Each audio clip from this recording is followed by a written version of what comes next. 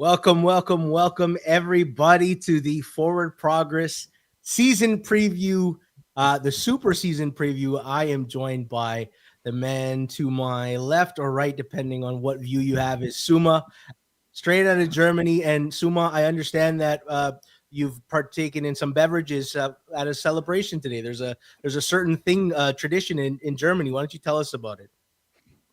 Yes, my son had his first day of school today, and traditionally in Germany we celebrate it with the whole family all day long. And but I stopped drinking like right in time, so I'm fine.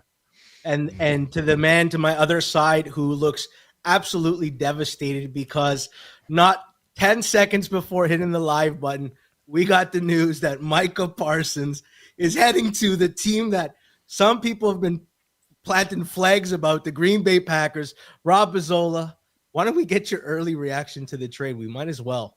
Yeah, Suma has had some drinks today. I could go for about 15 right now. Listen, I really didn't think Parsons would get traded. I know that the news in the last couple of days was like this is a distinct possibility. And maybe I set myself up for pain by not believing that could happen, because typically these holdouts, they kind of just end with some sort of settlement at the end. But it looks like they were just that far apart, and Jerry couldn't give in here. So it's pretty depressing. With that said, I'm a realistic Cowboys fan. I did not expect the team to compete for a Super Bowl this year.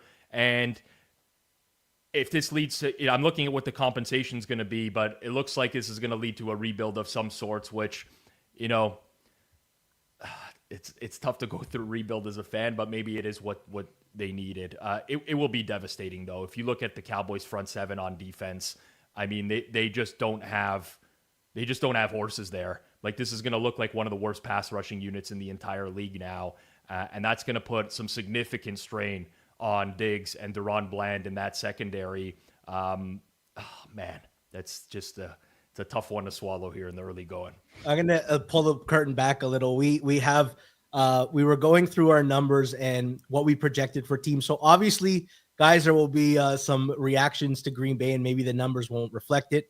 I look like the outlier on being low on Dallas, but the truth is, I was just forecasting something. I trusted my man Ricky Scoops. You can have your Schefters and who's the guy who always gives us a rap sheet that gives us bad news on the day of.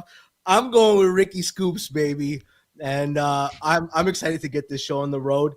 Let's start with the AFC East, and not because it's near and dear to my heart, just because it's the first division everybody thinks of when they think about football. Jason, why don't we pull up Buffalo and take a look at what we got right now on Fanduel? They are plus 750 to win the Super Bowl, minus 260 to win the division. 12.5 is their win total, but minus 140 to the under. Here are the consensus wins. Rob, Suma, and I are within 0.1 of each other. Hitman is the same, and Cleve and Austin have rounded numbers, but they're pretty damn close, and we're all in agreement that they're going to finish first. I guess, Suma, let's start with you. What's the where do you get this number on Buffalo, and then present us maybe what an upside downside case could be for this team? Yeah, first of all, I mean, Josh Allen, arguably, not arguably, top 2 quarterback in the game. Offensive line remains very, very good. And honestly, when you look at the receiving group last year, I think adding Josh Palmer, getting a full season of Keon Coleman, who was sneakily good up until his injury, like in his 3 games before his injury, he was pretty solid. So there's a chance that Josh Allen is going to have a better supporting cast. And I mean, he's playing in a cupcake division, and defensively, they were very bad last year, but I think there's going to be some sort of regression this year.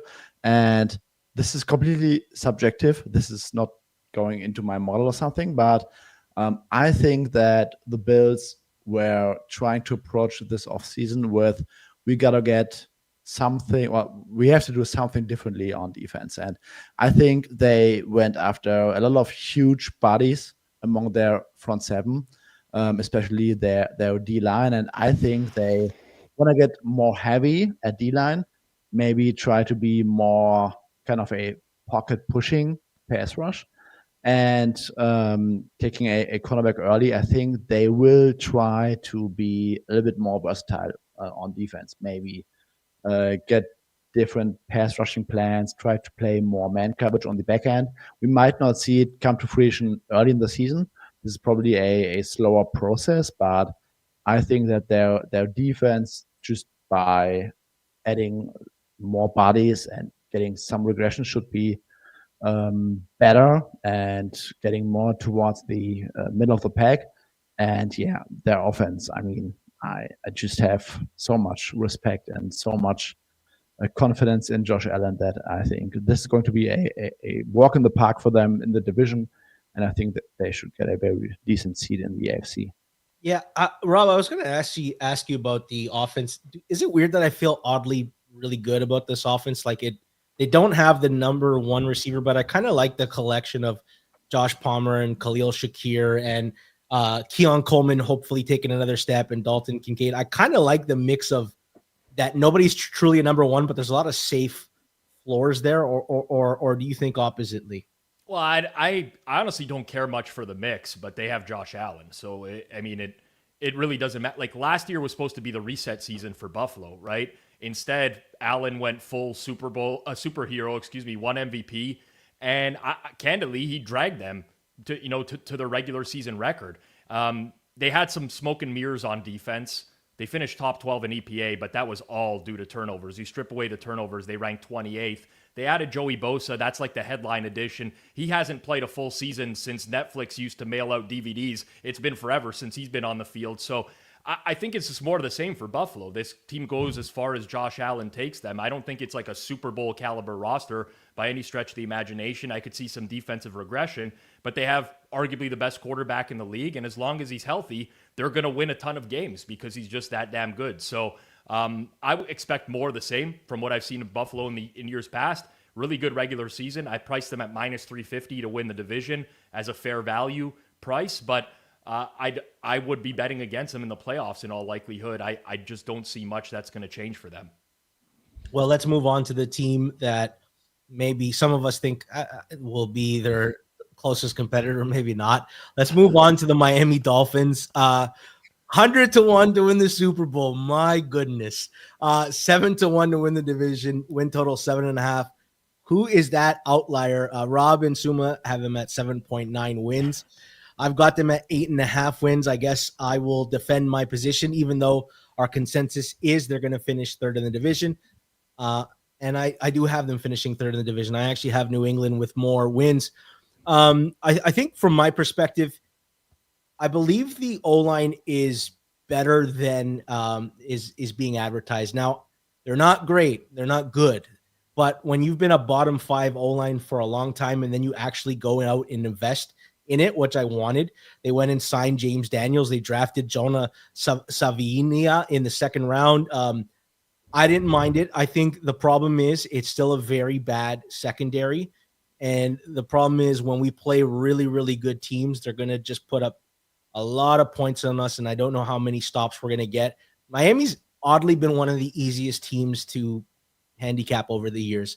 When they play someone bad, their star power is enough. And when they play someone good, all their warts get exposed. Let's go with you, Rob. What do you think of the Miami Dolphins this year? Yeah, I just think they're a pretty average team. Obviously, there's quite a wide range on what they can be because of the health of Tua. I mean, their season was basically over when he went down in week 2 last year. With him healthy, they are regularly looking like a top 10 offense, but without him, they could really struggle. The problem is Tua, Tyreek, Waddle, they eat so much of the cap that everywhere else they're kind of bargain bin shopping. Teron Armstead retired. I mean, Patrick Paul was one of the worst offensive tackles in football last year. You're protecting a guy who has concussion issues with a bad O-line. It's like, I don't want to say it's like guarding a Ferrari with a bike lock because he's not a Ferrari, but it's like a mid-range car. It's like a Nissan Altima with a bike lock. And that's sort of, I can just see so much downside for the team. Secondary is a major issue. I know that they've added players that maybe are a little bit, I don't want to say household names, but have had their time in the league where they've been successful, but you can't forget that guys like Rasul Douglas, like they were let go by teams that didn't want anything to do with them anymore. So I like the front seven defensively. I think Jalen Phillips, Bradley Chubb, if they stay healthy, Zach Sealer's a stud inside. But outside of that, the roster to me is paper thin. And I think a few things go bad, and this could be a deplorable football team. It's kind of funny, like Tua's got his career. He's won 613, like his win percentage. He wins a lot. And we all have them projected over their win total. And yet the market always seems to bake in that the Tua injury is inevitable. How much worse do the Dolphins become when Tua's not in, Suma? They become unbettable. They become a really, really bad team. Yes, super bad. So, I mean, Rob expanded. No belief in Zach Wilson or Quinn Ewers, guys. Like, no, romanticize yourself. Suma's had enough Zach Wilson. Completely. Let's not belabor the point. Let's actually talk about a team that's on the rise and exciting, and move on to the New England Patriots, because they're getting a lot of love. They're 80-1 to win the Super Bowl, plus 550 to win the division. Their win total is 8.5 minus 130 to the under on Fanduel. Rob and I are the highest on them at 8.9 and 8.8 wins respectively. Suma 8.2 wins. Cleve is the outlier from the Hammer, projecting them at 7 wins. We have them as a consensus second place finish. Rob, let's start with you. Why are you? What's the reason you're potentially excited about this New England team? So I think there's a number of reasons. For one, they open the wallet on defense, right? Milton Williams arrives after a breakout year. You got Carlton Davis joining. They have a really good cornerback duo there. So I like the defense quite a bit. I am a known Drake May supporter, and he showed flashes last year. I don't want to say he had a good season because it was really up and down, but I am a believer in him in the long run. Now, Mike Vrabel is really an interesting talking point for me with this team, because I'm not as big a Mike Vrabel fan as some other people might be. But we have a few teams in the NFL this year who are going from what I would consider to be historically bad coaches to serviceable ones. And in some cases, people might argue Vrabel is really good, but at least he's like a real adult in the room, unlike Gerard Mayo. So for me, that is huge for them. I think the upgrades on the offensive line are a little bit overstated for this team. Obviously, they added Will Campbell at tackle, Garrett Bradbury, Morgan Moses. That's better protection on paper, but still a group with plenty of red flags. But overall, huge upgrade in coaching just from going away from a guy that is historically bad. And I think they have a quarterback and a defense. So to me, that's a team that, I mean, they could be sneaky good in the AFC this year. Yeah, I think with Mike Vrabel, their defense that fell off last year, I think there's a lot better chance that it gets back to that good. And last year, offensively, there wasn't many things that scared you. Josh McDaniels is now in as offensive coordinator. Travion Henderson has shown this offseason he's got a lot of juice. And apparently Stephon Diggs is like the one guy who, it doesn't matter if he's partying on a boat, he's coming off an ACL injury, the guy still looks good and explosive. Suma, you were the lowest on New England out of us. How could this get bad if all the positives don't happen? To be honest, subjectively, I'm very high on them. It's just that the prior projection on Drake May is not that high, but I subjectively like him a lot more, because I think when you watch some of these games from like last year, especially I think it was the second Buffalo game, this guy's making so much stuff happen. Like, this is not your typical rookie quarterback, but it's just not getting reflected in the numbers. So I think he's probably better than like what every statistic will tell us about him. How it could go wrong, I mean, I think the O-line is going to be a lot better, but we are basically speaking about going from like 31st, 32nd to like 24th or something. And if that's not the kind of jump, and let's say Stephon Diggs is not 90% of his former self, but like only 70%, I mean, there could be a scenario where Drake May is handcuffed still a lot this season. All right, let's move on to the team that we have projected to finish worst, but some people find them, kind of interesting. Let's bring up the New York Jets this year. 225 to 1 if you want to bet them to win the Super Bowl. 16 to 1 division, 6.5 win total, 140 to the under. Rob's got them at 6 wins, Suma 6.2. I'm at 6.9. Hitman, Cleve, and Austin, you can see their numbers there as well. I guess I'll start off on why I find the Jets at least to be somewhat intriguing. I actually really like their O-line. I like the interior of their O-line. It's like the first time I think I'm saying this about a Jets O-line in a long time. And, they invested draft picks in Armand Membu this year in a top 10 pick. They drafted Olu Fashanu last year with a top 11 pick. So I am projecting a little bit of the tackles being better. And I think with Aaron Glenn, there's a better chance of them getting back to a defense that looks closer to average as opposed to a defense that didn't look so well. That being said, I still only have them at 6.9 wins. The only way I could see them having a true upside case, Rob, is if they can create some sort of offense that looks decent around Justin Fields, right? Yeah, so there's no upside case, is what you're telling me. I mean, listen, I actually like the Jets O-line this year as well, but Fields gives you some juice on the ground. At this point, we know who he is. He's dynamic as a runner. He's very slow through his progressions, and he's inconsistent as a passer. And I just don't know that that's suddenly going to change for the Jets. I mean, I'm 16 to 1 at Fanduel to win the division. I don't know if they missed a 0 there at the end or something like that, but I want 0 piece of the Jets. To me, this is still a team that's completely retooling. Defensively, yeah, Sauce Gardner is elite. Quinton Williams can wreck games, but they're going to miss the absence of DJ Reed. That leaves a hole for them at corner. And honestly, the pass rush to me is still pretty spotty for them as well. So there's not much I like about the Jets. I think this is just going to be another transitional year for them. Well, to defend them a little bit, I say Jermaine Johnson didn't play last year. Maybe he'll come back. The pass rush will be better.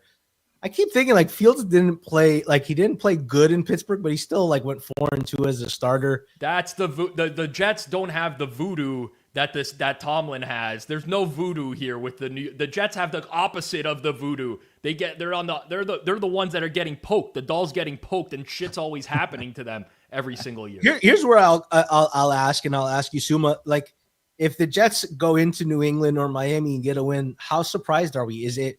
There is some volatility within the division. If they have a good division record, maybe they can make a case for the second or third seed, right?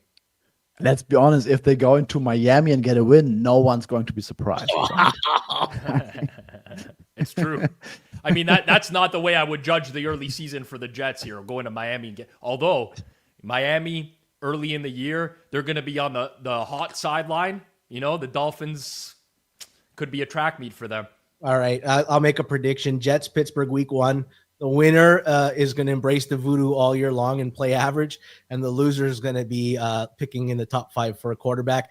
Let's move on to the division where all the big news happened today, and start with the Dallas Cowboys. These numbers are no longer relevant. 45 to 1 to win the Super Bowl, 5 to 1 to win the division, 7.5 win total, 125 to the over. 7.8 wins for Rob, 7.7 for Suma. I was the outlier at 6.6. Hitman and Cleve and Austin were even higher than all of us. I guess we got Rob's thoughts, Suma. Where do you make of the Dallas Cowboys now? It almost feels like if you're a fantasy guy, you want to load up on some Dallas Cowboys players because they're going to be in some track meets. They have no other option now. Let's just look at the defensive depth chart right now. I mean, please don't. I mean, secondary, there are a few guys. Looks very solid on paper. D-line, complete dog shit. Mm-hmm. And now let's take a look at the linebacking group. I mean, this is arguably the worst linebacking group in the entire league. This might be the worst front seven in the entire league. I mean, do you remember the Carolina Panthers from last season? Oh, I mean, it's not that, Suma, I will draw the line here. It's not that bad. But yes, it's not that bad. Yeah. It's not that bad, but the Panthers also had 3 injuries. So yeah, 2 injuries to this front seven, and it's going to be like very, very bad. Looks like we got some info on the trade. Looks like the Dallas Cowboys got Kenny Clark and 2 first-round picks. Well, Rob, let's kick it to you. Suma says maybe it's not that bad, maybe it's not that good. What's a floor now look like for Dallas? We gotta get out of the clouds of potentially making a real run here. What does an ugly case scenario look like for Dallas? Oh, it could be very bad. I mean, when you consider everyone wants to talk about like CeeDee Lamb, George Pickens, Jake Ferguson's back. They revamped the backfield. Okay, that's all fine, but Tyler Guyton and Terrence Steele are going to be your starting tackles this year, and Dak Prescott's going to be running for his life for a lot of this season as well, especially if they're going to have to air it out because their defense is so bad. So if you're asking me for a worst case scenario, it could be really, really bad. It could be a Dak Prescott injury and Joe Milton, who's is their backup quarterback right now. We're talking about potentially worst team in the league if that happens. I do still hold the offense in high regard, and I think they'll be able to make some plays. But to Suma's point, the front seven on defense is quite bad. They're just not going to be able to get a pass rush going. And if you remember last year, they couldn't stop the run either. They just got bullied by so many teams. There's just so many paths to success playing against the Dallas Cowboys. So definitely very pessimistic now. I know when I rerun my number, it's probably going to show me something like Micah Parsons being worth maybe half a win. But I honestly feel that's quite underrated, underrating his value. He's a game wrecker. He's the best defensive player in the league. I also think it deflates your team a little. Like a week before the season, like literally 1 week from now, we're playing. It's like nothing says we're going for it, like trading away our best player because we don't want to pay him. Let's move on to the New York Giants, though, who is also in this division, who has a significantly better D-line than Dallas. They are 200-1 to win the Super Bowl, 20-1 to win the division, 5.5 their win total. Rob's at 6 wins, Suma's at 5.9. I'm at 4.4. Cleve's lower than me, so I thought I'd be the outlier, but he's just as low as me. Hitman 5.8, Austin 6. We have him as a consensus 4th place team in the division. I guess I'll start on why I'm probably lower on them than everyone. Whenever you see my numbers have an outlier, it's always tied to an O-line that I don't trust. Yeah. I think nothing can sink an offense and make it like inept and unable to do anything like a bad O-line. And I can't, as much as I like Malik Neighbors and as much as I potentially like Theo Johnson and a couple of their running backs, I just look at that O-line and it's like, other than Andrew Thomas, there's not much of anything they can do. Their schedule also happens to be really, really brutal. Yeah. But Suma, why don't you tell me why maybe I'm not considering how good their defense might be this year? Yeah, so when we look at the defensive line, I mean, Dexter Lawrence, Abdul Carter, Brian Burns. So if Carter is the real deal, I think there is a case that this could be a, I don't know, top 5 defensive line by the end of the season. They got a few intriguing pieces in the back end, like Javon Holland, got Paulson Adebo. So I think on paper, if everything clicks, this might be a very, very good defense. But honestly, I don't like betting on the potential of a defense season long. But this is probably the upside case. Like their defense might be sneakily good, and Russell Wilson is throwing nukes to neighbors all season long. The thing that I also put like a negative weight factor on is like whenever a defense is good, but their offense is very, very bad and will likely put them in a lot of bad spots, I think it drops their bottom a little bit. It wears them down for sure.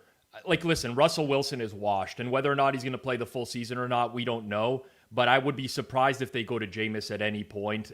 I think it will be Wilson until, the season's kind of over, and then it's time to see what Jackson Dart can give you. Jackson Dart operated like a Mickey Mouse offense in college. He made some good throws in preseason. He also made some bad ones as well. So I don't really get the upside case for the Giants. Unless Dart comes in at some point and he just turns out to be elite in the early going, I just don't get it. I mean, to your point, George, they're going to play a brutal schedule. They have a gauntlet of teams that they have to face. I understand they got great playmakers on defense. They have a pass rush. They can cause some havoc. They added Paulson Adebo, Javon Holland. I understand that, but to me, the offense is so limited with who they have in the quarterback room this year. I'm not seeing the upside case for the Giants. We also talked about how sometimes when you model out stuff, every time they have a 25 to 30% chance of winning, it adds up slowly over the season. And the model never truly captures the highs and the lows properly. It kind of condenses everything a little bit. And I think that's part of like the manual adjustment of me being able to get this low on them is not rounding it to the average on everything. Well, if you look at the Giants like power rating that we probably all have them at going into the year, it's probably around like a -4 to -5 type of region. And most of these teams that start at that point early in the year, by the end of the year, the market's ranking them as like a -6, -7 because there's injuries that happen and they're not deep enough, or they move to a backup quarterback to see what they have. There's so many factors that come into play. So when you're simulating out a full year, you tend to be a little bit lower on the best teams and a little bit higher on the worst teams. That's just a function of how the year will progress and how some of these, I don't want to say these teams will give up, but they do get worse. Bad teams get worse as the year goes on. Let's move on to the team that won the Super Bowl last year, the defending champions, the Philadelphia Eagles, plus 750 to win the division, to win the Super Bowl, -130 to win the division, win total 11.5, -135 to the under. All these numbers are on Fanduel, our wonderful sponsor. Rob's got them at 11 wins. Suma is the lowest at 10.6. I am higher at 11.9. Hitman, Cleve, and Austin are all coming around 11. Suma, what do you make of the Eagles? Do you still think they are the team to beat in the NFC? I think so, but I have a few reservations. Their offensive line was their absolute premium for a long time now, and no Mekhi Becton, Len Dickerson dealing with an injury. He has been practicing, so not sure whether he really misses a significant amount of time. But this O-line is not the same like it was last year. I'm not a big Jalen Hurts guy, so I'm not sure that I will always get like that season that we got last year from him. New offensive coordinator.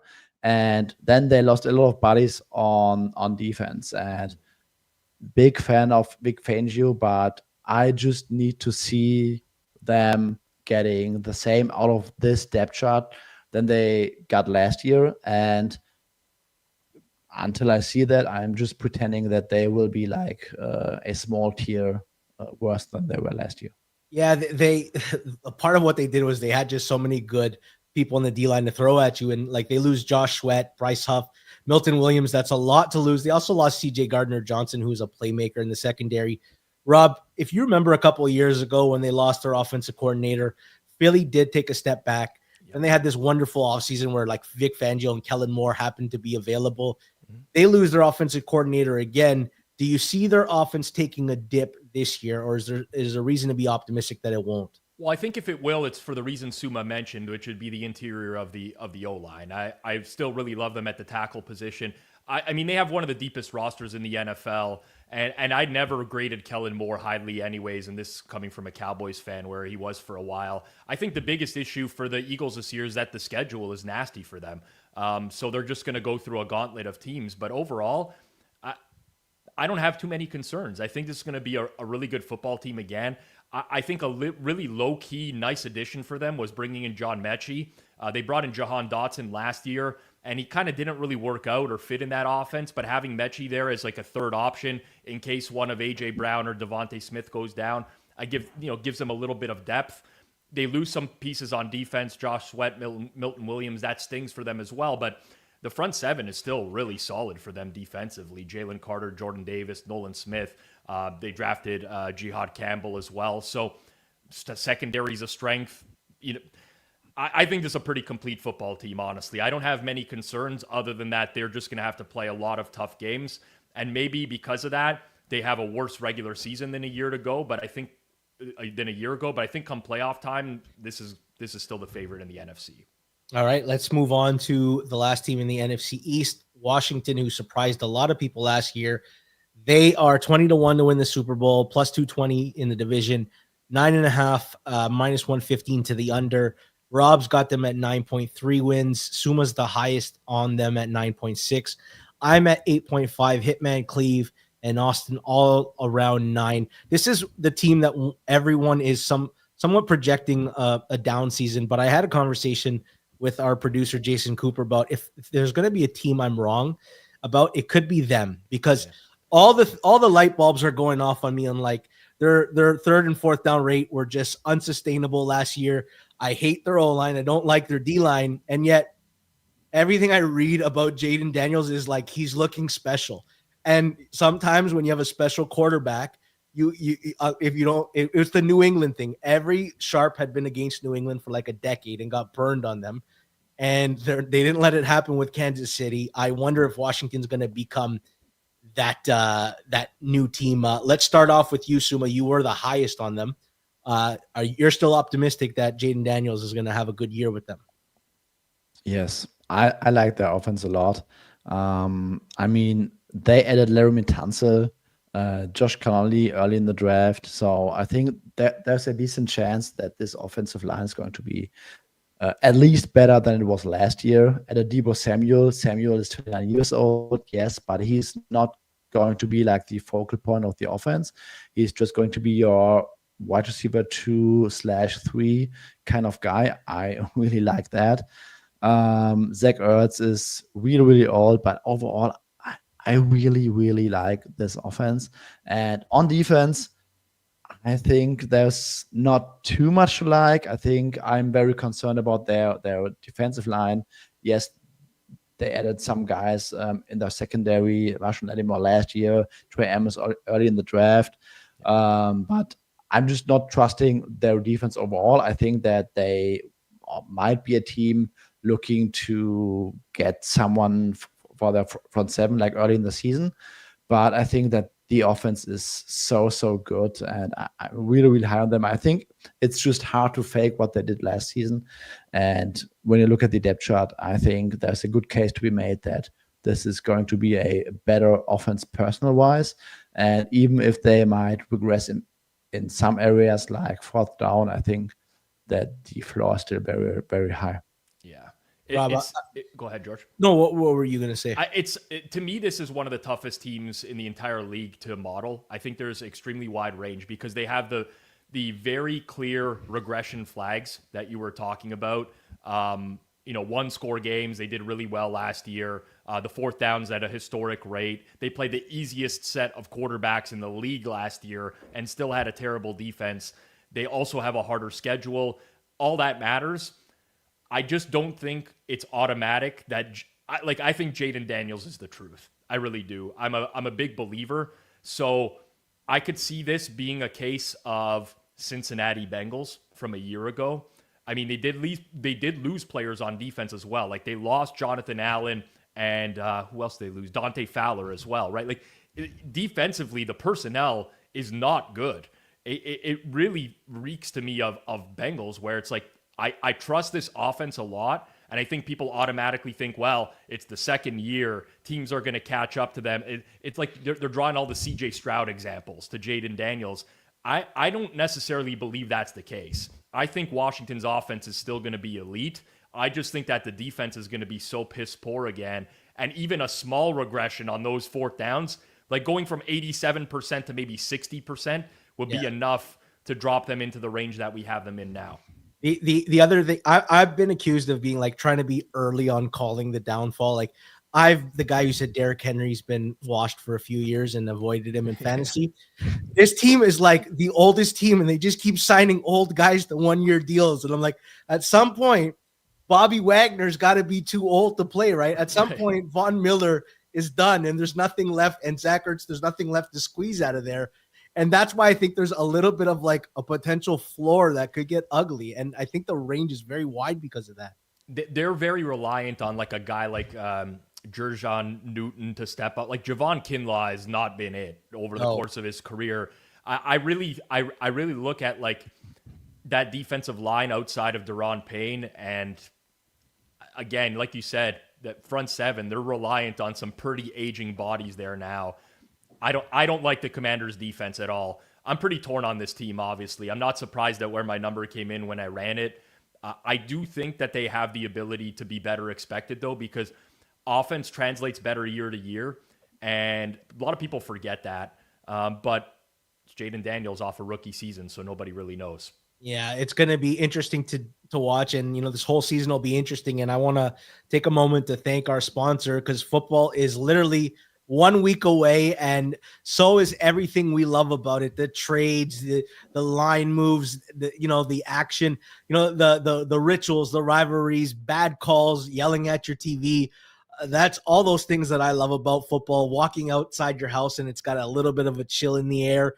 FanDuel's ready to get you kicked off, and new customers, you can bet just $5 and you can get $300 in bonus bets if you win. Stay tuned. We've got so much going on this season, and FanDuel is going to be our wonderful sponsor. Make sure when you download the app, visit them, fanduel.com/forward progress.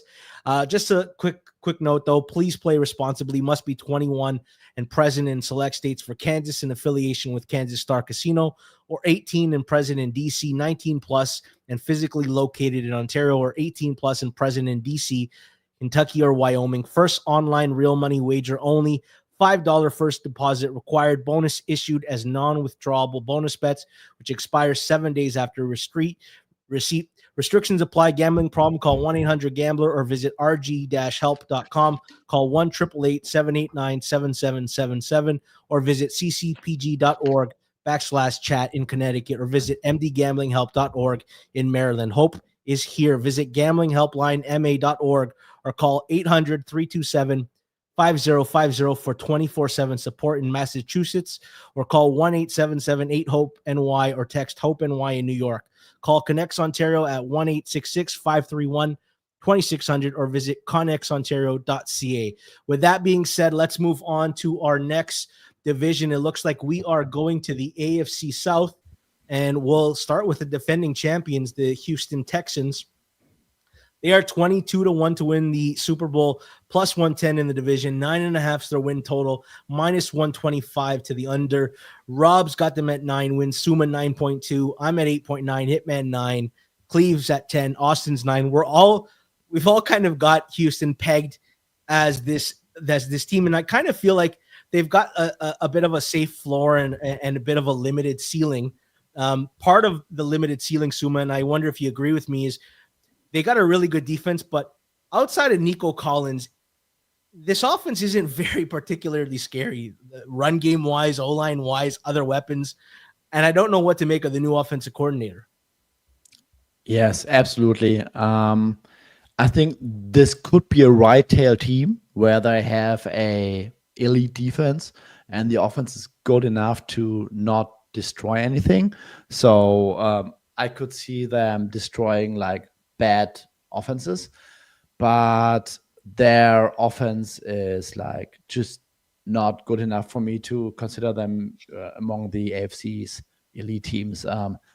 This offensive line, like we talked all season long last year about, CJ Stroud, he has no help, injuries at wide receiver, offensive line, all these injuries, they are so bad. And I mean, their offensive line is like worse than last year. And I have not seen a ranking where this offensive line made it out of the bottom 3. And I think this is like very realistic. This offensive line, yes, they have some upside with the young guys, but in week 1, I think from a prior projection, this is very likely one of the worst offensive lines in football. And I'm not a big CJ Stroud guy, so I just don't trust their offense to be really good. I would be honestly surprised if this was a top 12 offense next season. Well, Rob, I saw you had questions about if I said they're stable. I'm projecting from, like, we know that they're a very good defense, and I think the offense is limited. Mm-hmm.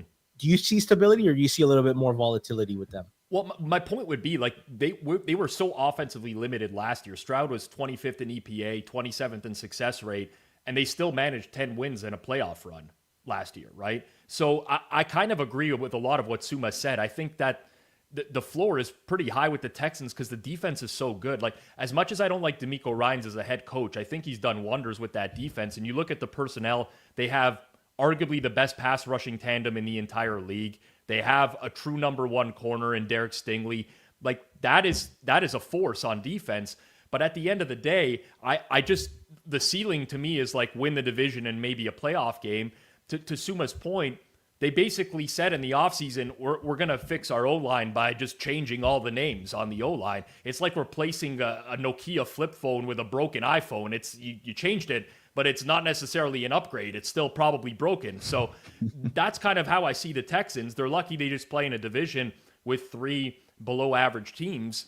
And, I think that this team, had they, truly upgraded the O-line in the offseason, this is like a Super Bowl caliber roster, but I just have so many question marks with that O-line. And what we saw with CJ Stroud last year when he faced pressure was just ugly. So I don't know. I'm kind of torn on this team. I'd like them to make a run, but I just don't see it. I'll say 2 things, Rob. When you were talking about moving, just replacing guys, I thought you were looking at me as if, I'm replacing Jason, and you're like, who knows if it's even going to be an upgrade. But I don't know about you, Rob. Have you ever, like, when you were younger, you changed how your bed was in your room and it kind of made you feel like you had a new room? Yeah. I get it. Maybe those are the vibes that Houston is going for.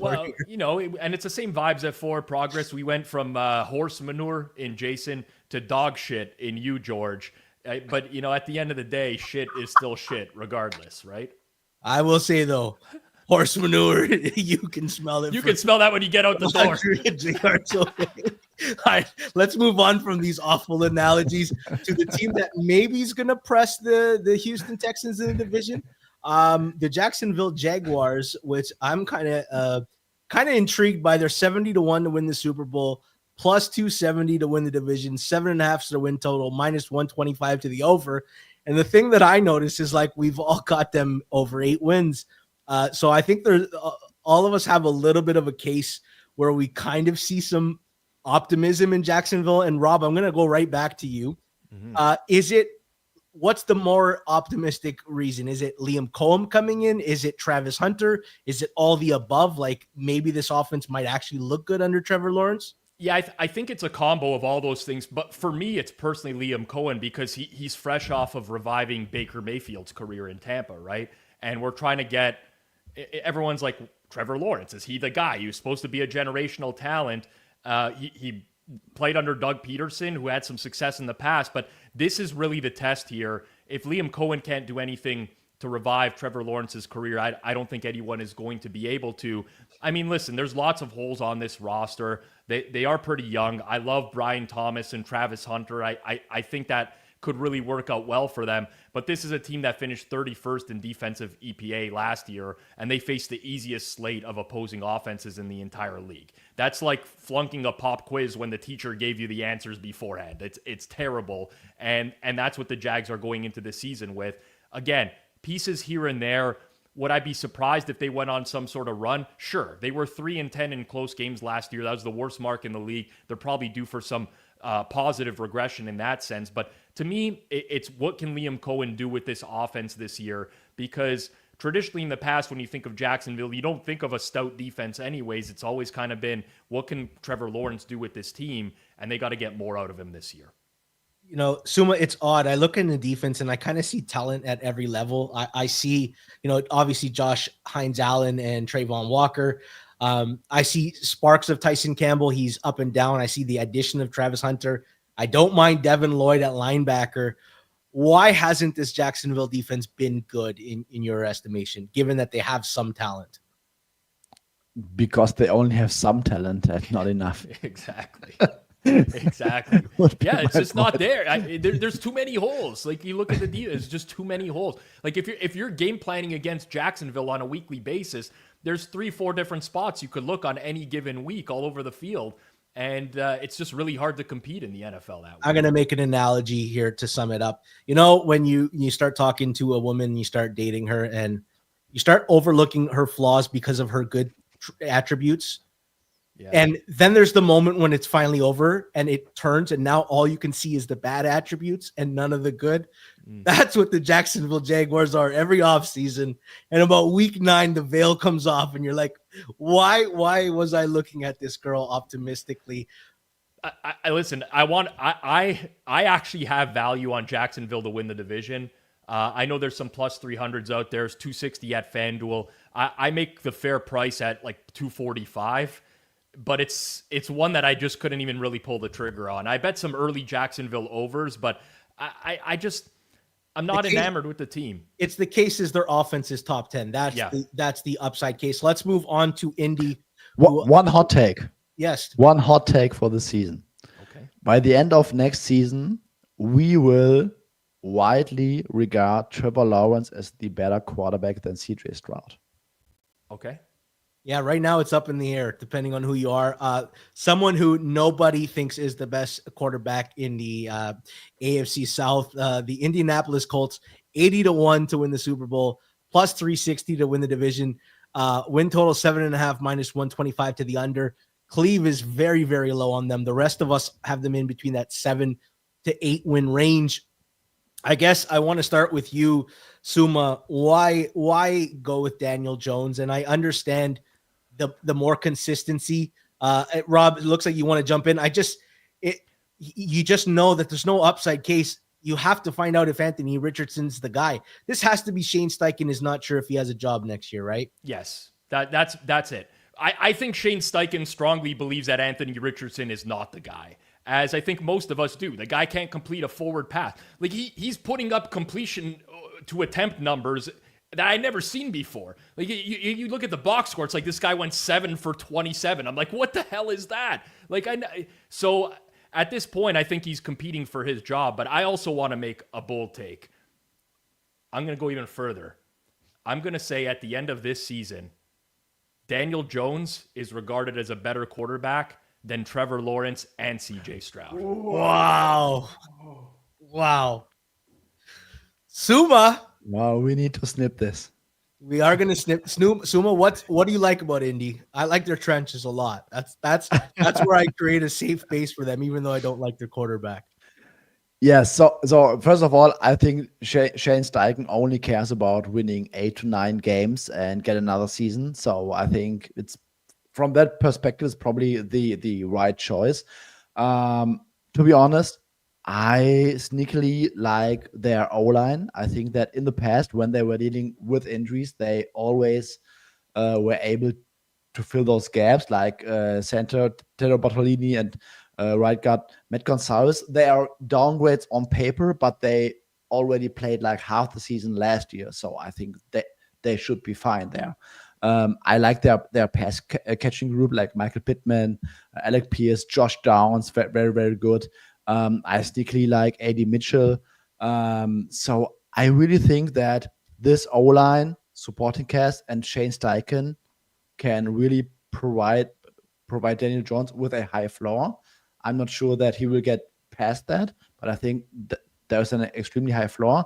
And then I also think that they made a few additions to their defense, like Travis Ward, Cam Bynum. I think Layatu Latu had a very decent rookie season. So I can really see them as a team where they have a decent floor. They will be highly competitive. We will see why Shane Steichen was that highly regarded OC back like in 2 years ago. But then probably Daniel Jones will be like this cap on the team why they not make the playoffs. Yeah. This feels like the one division where you can, maybe there's another one as well, where you can kind of make a case for like everyone has a chance in the division. Yeah. Let's move on to the last team in the division, the Tennessee Titans. 225-1 to win the Super Bowl, 7-1 to win the division. Win totals 5.5, 140 to the over. Rob's at 6.6 wins, Suma at 6. I'm at 5.9. All of us seem to be in range. Cleve's got them at 9. Cleve doesn't go based on baseline projections. He likes to choose which tail he wants to pick and move a team to. So he's optimistic that Tennessee can win the division. Rob, if you were making the case and you were speaking for Cleve, how does Tennessee get to the division win? Well, I think if you were to just look at their season in a vacuum a year ago, they went 3-14, but they outgained 10 of their 17 opponents on a per play basis. The problem was Will Levis, who finished dead last in EPA, dead last in success. He basically handed out pick sixes like it was fucking Halloween candy last year. And then you add in that they had a historically bad special teams unit. They had the 5th worst punt DVOA season in over 40 years. The entire thing was a circus for them. So I think you can just say, like, replacing historically bad quarterback and historically bad special teams raises the floor that much more, and I kind of agree with it. I mean, they added some veterans on the offensive line. Kevin Zietler, Dan Moore. It stabilizes it a little bit. J.C. Latham now slides back over to his natural spot at right tackle. I mean, Calvin Ridley, not maybe a true number 1, but they bring in Tyler Lockett, Van Jefferson. They drafted a couple rookies in there as well. I think there's definitely a case where you can look at it and just be like, they were already better than what the 3-14 record indicated a year ago. And now there's a lot of things that can go right for them this year. So I think that the strongest case is that, take a look back to last season. They were nowhere near as bad as those numbers indicated going into this year. Who knows what Cam Ward is going to be, but if you get something above average right out of the gate, you're talking about a team that could really surprise. No, they were the reverse Steelers, where their metrics weren't as bad as the results. And, the Steelers, their metrics are always never as good as the end results. I think L'Jarius Sneed being back and potentially the number 1 corner is huge for them. Suma, are you more optimistic that they have a better upside case, or do you think there's still a downside case from where we've projected them? Basically in the middle. I think that everything is like pointing upwards, but I'm wondering like how much upside we will get. Like in terms of regression, they lost 152 EPA from turnovers alone. They were terrible on special teams. They signed John Fessler as their new special teams coordinator, pretty solid. So there's going to be a lot of positive regression. The O-line is going to be better. Quarterback play is going to be better. Defense, not so sure. I like their defensive line. I'm not sure whether we will really get another decent season out of L'Jarius Sneed, because he was basically dealing with injuries for like 2 straight years now. But overall, I think this team is going to be better, but I'm really, really concerned about the upside here. I think that they are still going to be severely limited. And I think if they win 6 games, Cam Ward looks very good. I think this is going to be a win in their books. I'm going to say something. Forget your numbers. Forget like actually seeing anything on the field. You ever hear a guy speak and you just got good vibes off of him? There's a clip where Shedeur Sanders and Cam Ward are like throwing the ball around. And Shedeur Sanders says to him, "When are we going to collab on a song?" And Cam Ward says, "Never. I play football." And he says, "What? When people search you up, they're not, you want to have a lot of things going on for yourself." He goes, "When people search me up 10 years from now, I wanted to say Cam Ward, quarterback in the NFL." Wow. The guy only cares about football. I'm all in. Yeah, we know that. We're going to change Forward Progress to the Cam Ward Propaganda Network next year on your behalf, George. Listen, I thought about, saying forget Daniel Jones and Trevor Lawrence next year. No, I didn't even get to talk about my boy Lou Anarumo. I mean, remember Gus Bradley's halftime adjustments last year? Hey, let's go back out and play some more cover 3 while we just continue to lose the game. Like another upgrade. You know what? I don't even like the Colts this year, but I'm gonna go with it. I'm gonna go rival to you with your Titans and Cam Ward, and I'm gonna sync with Daniel Jones this year. I'm gonna tell you something. I think how many games, every game that they play each other, I think it's intriguing. I think every team is kind of live against each other. Let's move on to the NFC South. That is a brutal division, except for the team we all love. Not this team. Atlanta Falcons to win the Super Bowl 75-1, win the division plus 230, win total over 7.5 minus 135. Rob's got him at 8.4 wins, Suma 7.8. I've got him at 8.2. Cleve was smoking something good when he made his preview because 11 wins is out of control. He's got the levers full right tail outcome with the Atlanta Falcons. Let's start off, Suma. How does Atlanta get to the 11 wins that Cleve is dreaming about? They will get there if Michael Penix is like the next Pat Mahomes, and they will not have another injury this year. Yeah, Would be Caleb my answer. McGarry. Caleb McGarry getting hurt on Well- on Penix's blind side was not a good start to the season. I think that kind of hurt them quite a bit going in. I mean, how do they get to 11 wins? They shoot him up with some sort of stem cells or something like that and get him back on the field, because that's a pretty big blow. But I think Atlanta is also pretty wide range of when you get these quarterbacks that we don't know a whole lot about, like Penix. I mean, he's got a 3-game sample. It was all against bad defenses. He showed some really good, flashy signs. He had the highest big-time throw rate in the league over those 3 games. He has great weapons around him in Bijan, Drake London. Even without Caleb McGarry, they still have a good offensive line. I think the biggest question is going to be the defense and whether or not they could get a lot more positives in terms of sack rate and getting off the field on late downs, because that hurt them a lot last year. They added Leonard Floyd. They spent 2 first-round rounders on edge rushers this year as well, James Pierce and Jalen Walker. It's risky, but they're really going to try to shore that up, and that was a huge problem for them this year. Plus, you look around at the division, and I mean, you look at New Orleans, Carolina, those are still bad teams. So certainly I think there's an upside case for Atlanta. I just don't know what to make of Penix at this point, and I kind of would like to reserve my opinion on this team until I see him play 2 or 3 games in the regular season. Yeah, they're like a little bit like opposite of the Jaguars, where at least there's some talent on the defense. You got to like squint really hard to find the talent on Atlanta's defense. Yeah. And they spray shot the pass rush position, hoping it would do something. Let's see if it works.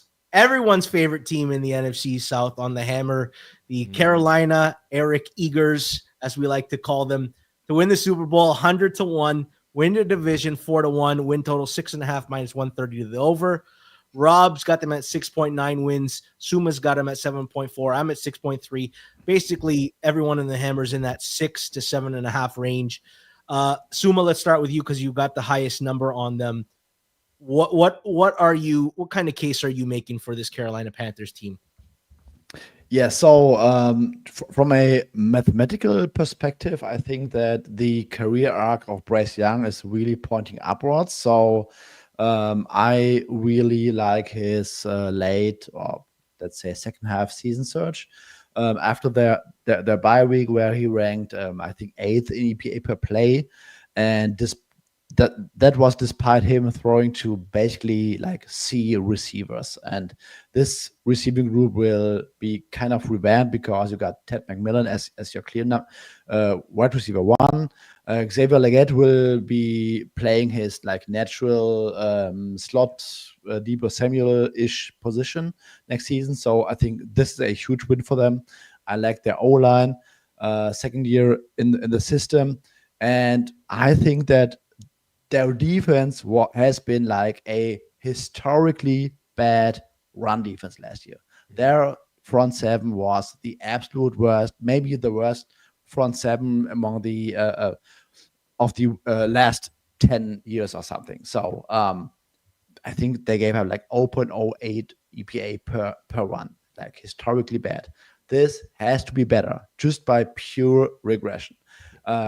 I don't think they really got a lot of quality in free agency, but they will just have a real NFL front 7 this season. So some regression on defense. If they can get to the, 25th-ish kind of defense, and Bryce Young continues his like career arc, new weapons, I think that in this division with the Saints and the Falcons, I'm low on the Falcons in general.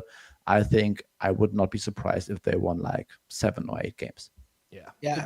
The defense still stinks, but It's it's just not going to, like to Suma's point, there was 2 or 3 weeks last year where I had them graded as a historically bad defense. They had so many injuries. Like at least they're going to get Derek Brown back healthy this year. They drafted some rookies on the edge. There's at least a little bit of talent, but it's still going to be bad. To me, Carolina, I mean, the best way to take advantage of them late last year was just to bet overs in their games, because they figured it out on offense. Like Bryce Young's efficiency numbers were good. He ranked 2nd in big time throw rate under pressure last year. He played really well down the stretch. And I don't see any indicators as to why that would just suddenly flip back to the Bryce Young of old. But the defensive unit stinks, and it's going to be bottom 5 in the league in all likelihood, if not, bottom 3 or maybe dead last. So I think the way to target Carolina this year is to play overs in their games. I don't want to say much more than that because it's going to be.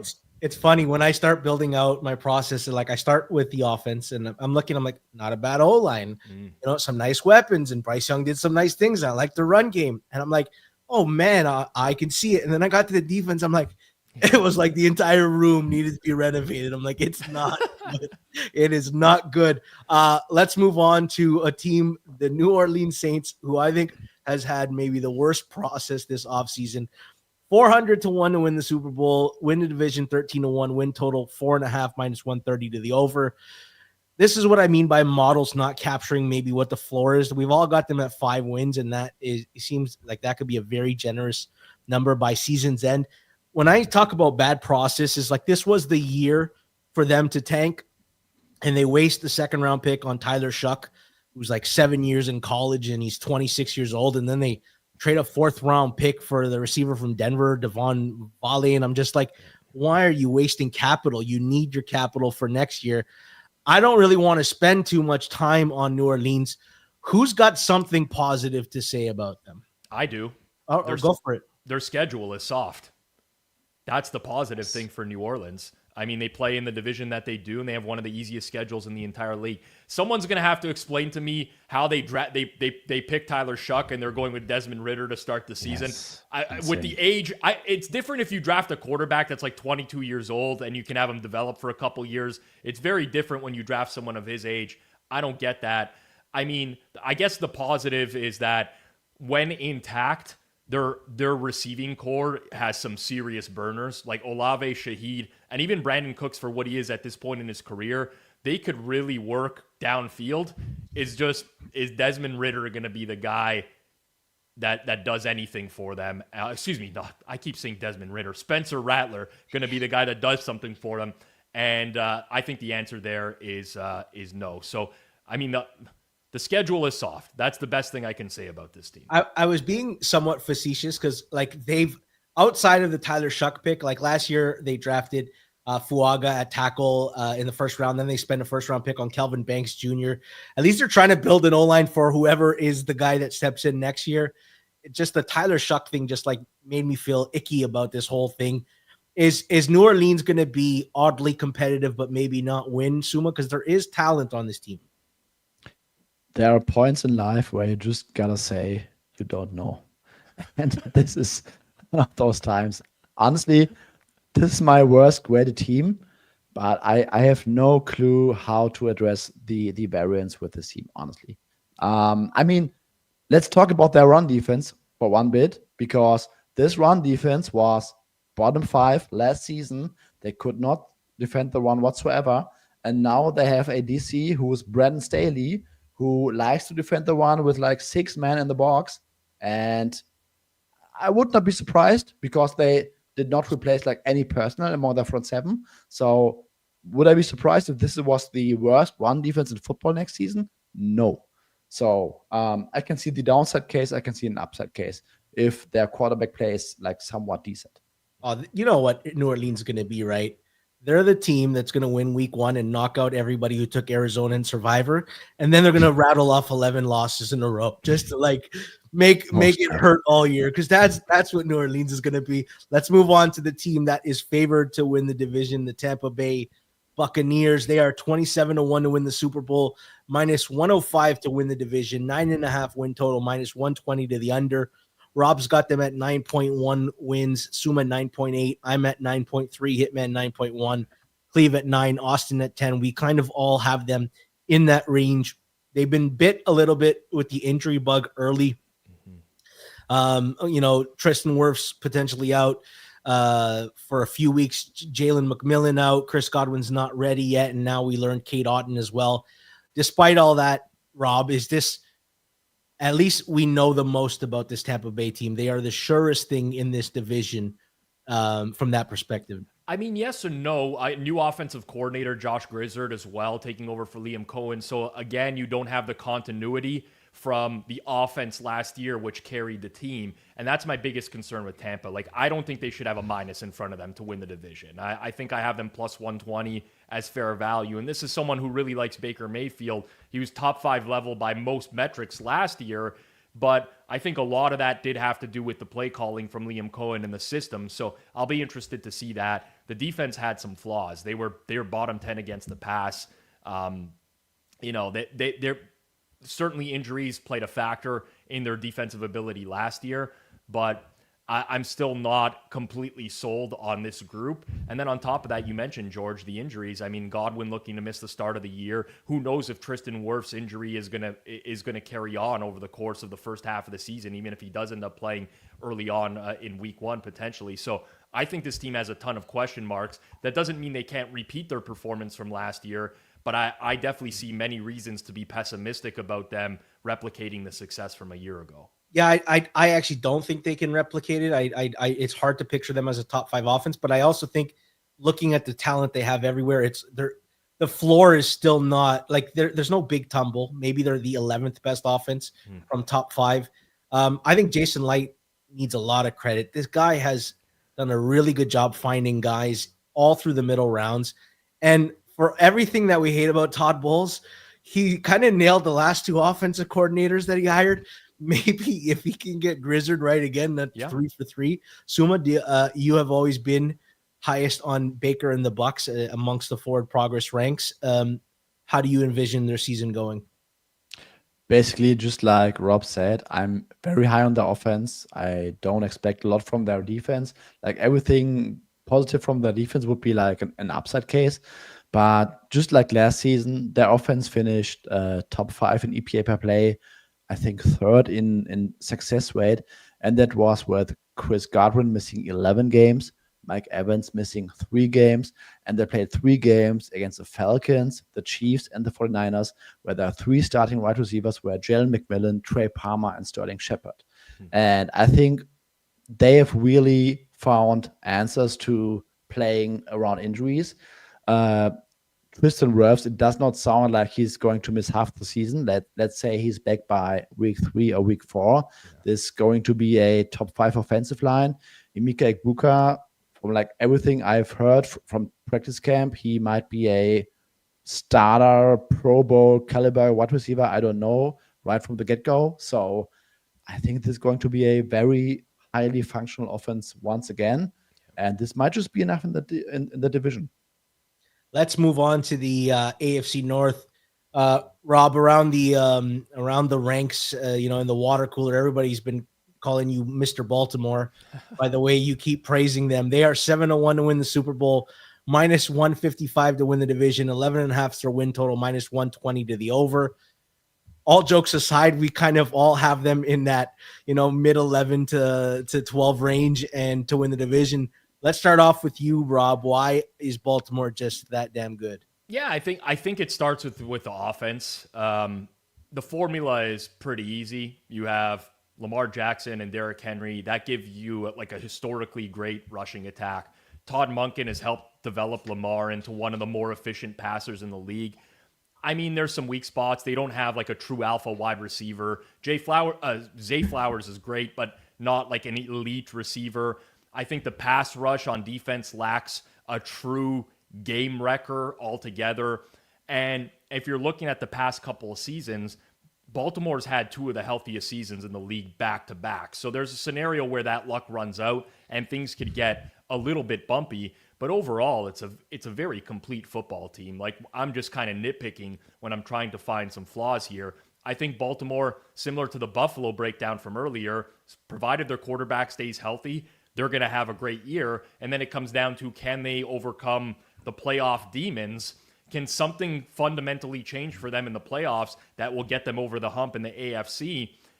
I'm not sure what the answer to that is, but I believe this is the most complete team in the AFC if I had to pick one roster. So, I'm pretty high on the Ravens, although maybe the health bug hits them finally this year. I assume I feel like it might be silly to speak about a floor with Baltimore. I guess I kind of want to ask you, when you think of the top teams in the AFC, is Baltimore the best of the 3? Yes, I have them number one. And just to add to what Rob has said, I agree with everything. Like when you look at their defense, like last season, new DC, they needed some time. Second half of the season was much better. And this season, they added Malachi Starks, Jerry Alexander, Mike Green. Like in theory, these players might not pan out like early, but there's also a lot of upside. Like let's say Mike Green is a decent pass rusher as a rookie. Let's say Joey Alexander is better than Brent Stevens. Let's say he even Malachi plays Starks. 10 games instead Yes. of 3. Yes, Yes, you know? exactly. Playoffs. Yeah. Exactly. Like the floor is high, and then there's like tons of upside. Like this could be really the arguably, not arguably, the best team on both sides of the ball. Let's talk about who I guess their closest competitor is in the division, the Cincinnati Bengals, who many people are interested in their potential prospects because they have an elite quarterback. 22-1 to win the Super Bowl, plus 250 to win the division, win total of 9.5 minus 110 to the over. Suma, on the list, it looks like you've got them slightly lower than everybody at 8.9 wins. What are your thoughts on the Cincinnati Bengals? Okay, guys, without looking, who was the best quarterback the Bengals have won against last season? I couldn't tell you offhand. I remember a very painful loss to Baltimore. I was thinking they beat Baltimore, but they blew a 10-point lead late in the fourth and lost in overtime. So I don't even know. Okay, the best quarterback on their win list was Bo Nix in overtime. They have wins against Andy Dalton, Daniel Jones, Deshaun Watson, Gardner Minshew, Cooper Rush, Will Levis, Dorian Thompson-Robinson, and Russell Wilson. So I think that this defense was even worse than they really were last year because they look kind of solid against all the scrappy quarterbacks. I don't see the upside case with their defense. And honestly, the offensive line might be a bottom 3 unit. And then you have a very, very fragile offense depending on let's not get injured. And sorry, I'm not the greatest Joe Burrow guy. And I think like if there's like one injury to that offense, to that receiving group, I think things could go downside. Yeah. If I could blow a fart on command right now, that's what I would do to describe what I think of the Bengals defense, because I know they just signed Hendrickson, but they completely ignored a secondary that gave up the second most yak over expected last year. It's just a complete disaster. And I understand the skill position players, and you can't ignore that. Joe Burrow, Jamar Chase, T. Higgins, Chase Brown, like those are really good players. But Burrow's been sacked 148 times in the last 3 seasons, right? So I think if I take a look around the league in terms of like teams who are considered contenders that could win the Super Bowl, there's no quote unquote contender that has more question marks than Cincinnati. There's not. Like O-line is a disaster. Defense is a disaster. Coaching staff, in my opinion, is a disaster. So you're basically relying on Burrow, Chase, T. Higgins, Chase Brown, God mode for the season to put together a good season. And I don't see it. So I'm relatively down on the Bengals relative to market as well. It feels like, remember how we talked about Miami's kind of very easy to tell. They'll beat up the bad teams, and against the good teams, they won't play well. Cincinnati feels like a better version of that because they're just again a high-powered offense, but they have just so many warts everywhere else. Let's not no more compare the Miami Tua now. run offense to the Joe Burrow offense, please, George. I mean, I'm just saying you got your Dolphins fix in the first 15 minutes. I'm just saying people. Tua's got a better winning record than Joe Burrow. So let's move on to the Cleveland Browns, who had the most intriguing, terrible quarterback room I have ever seen this offseason. They had 4 quarterbacks on the roster competing for positions, and that didn't include Deshaun Watson, who is the $230 million man there. 300-1 to win the Super Bowl, 35-1 to win a division. Like that's bigger than most Super Bowl prices. Win total of 4.5 minus 140 to the over. Again, this shows the flaw in models when you're projecting 5.5 to 6 wins. All of us, because this thing could get really ugly in a hurry. Suma, what are your thoughts on the Cleveland Browns? Okay, here's the upside case for why the Browns might not pick this Arch Manning guy next season. When you look at last season, late August, they were projected to win, I think, 8.5 games. And when you look at the depth chart and just compared one by one, it was Deshaun Watson. Now we have Joe Flacco. Let's say at least a wash in terms of how Deshaun Watson has played as a Cleveland Brown. Let's say it's a wash. Maybe Joe Flacco is better. I would assume he's better. Same offensive line. No Mary Cooper. Now we have Jermaine Thrash in there. Same tight end group. Harold Fannin might provide some upside. Defensive line, better among the interior, whereas on the edges, I think linebacking group maybe worse. Secondary is a wash. So I'm arguing that this is overall maybe a slightly worse team than they were last summer. And I think that with that defensive line, Garrett, maybe Mason Graham is really good. Flacco not being as piss poor as Deshaun Watson was. I think, or I would not be surprised if the Browns were in a lot of games late and really give a lot of teams some dogfight. Their schedule is very easy, and if like 2 or 3 teams among the bottom are dealing with injuries, I would not be surprised if the Browns were picking 7th instead of 1st. Well, Rob, I'm going to ask you, rather than walking us through this roster again, if you had to call it, how long do you think Joe Flacco has as the starter? That's the first part of the question, and I think this is connected to the second. Is Kevin Stefanski safe in his job? Because if he is, then I think he might consider hooking Flacco earlier in the year, and if he's not, if he's in that Steichen boat, then he probably has to stick around with Flacco for a while. The latter is a tough question because he's a 2-time coach of the year and he commands a lot of respect. And I think the roster construction affords him a little bit more leeway, so to speak. So that's more challenging. I mean, we look at the schedule for the Browns and they're starting Bengals, Ravens, Packers, Lions, Vikings at the Steelers.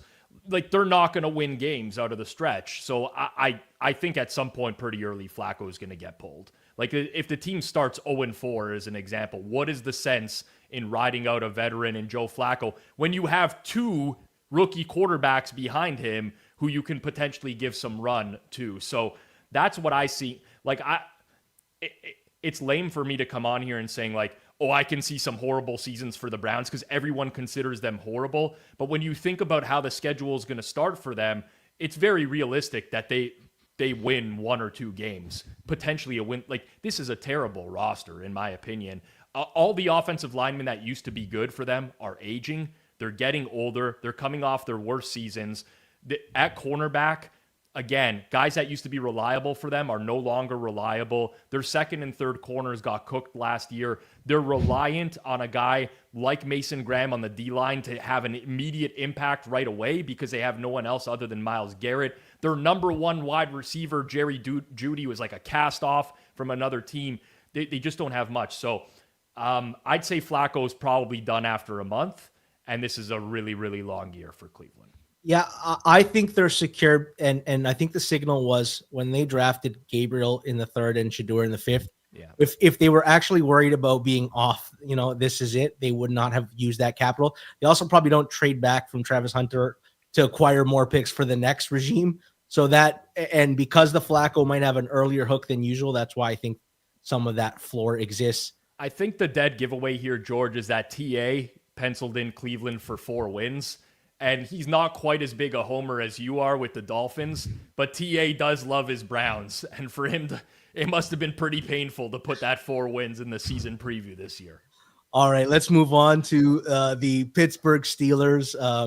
And they are 55-1 to win the Super Bowl, 5-1 to win the division, 8.5 win total, -120 to the under.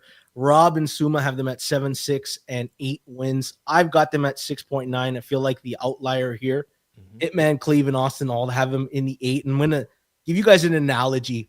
in a movie when like the world has gone to the crap or the government's overreaching and kind of like apocalyptic movie, and there's like a group of rebels, maybe 7 or 8 people who don't want to conform to this new society. That was forward progress a couple years ago, and then I don't know what happened. The voodoo consumed you guys, and now I feel like I'm the last sane person left in this earth. And to quote Will Ferrell in the movie Zoolander, I feel like I'm taking crazy pills. I don't understand why everybody is not that low on the Steelers.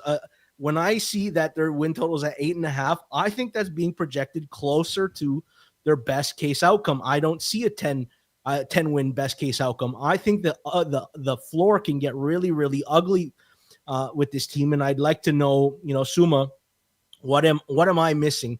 Because I am just like you guys. I look at all the metrics that it said they were not a good roster. And then I look at like the high variable stuff that they were very good at. I'm like, there's no way that they can repeat it again. I think the Steelers are one of those teams that are really hard to project. Upside case.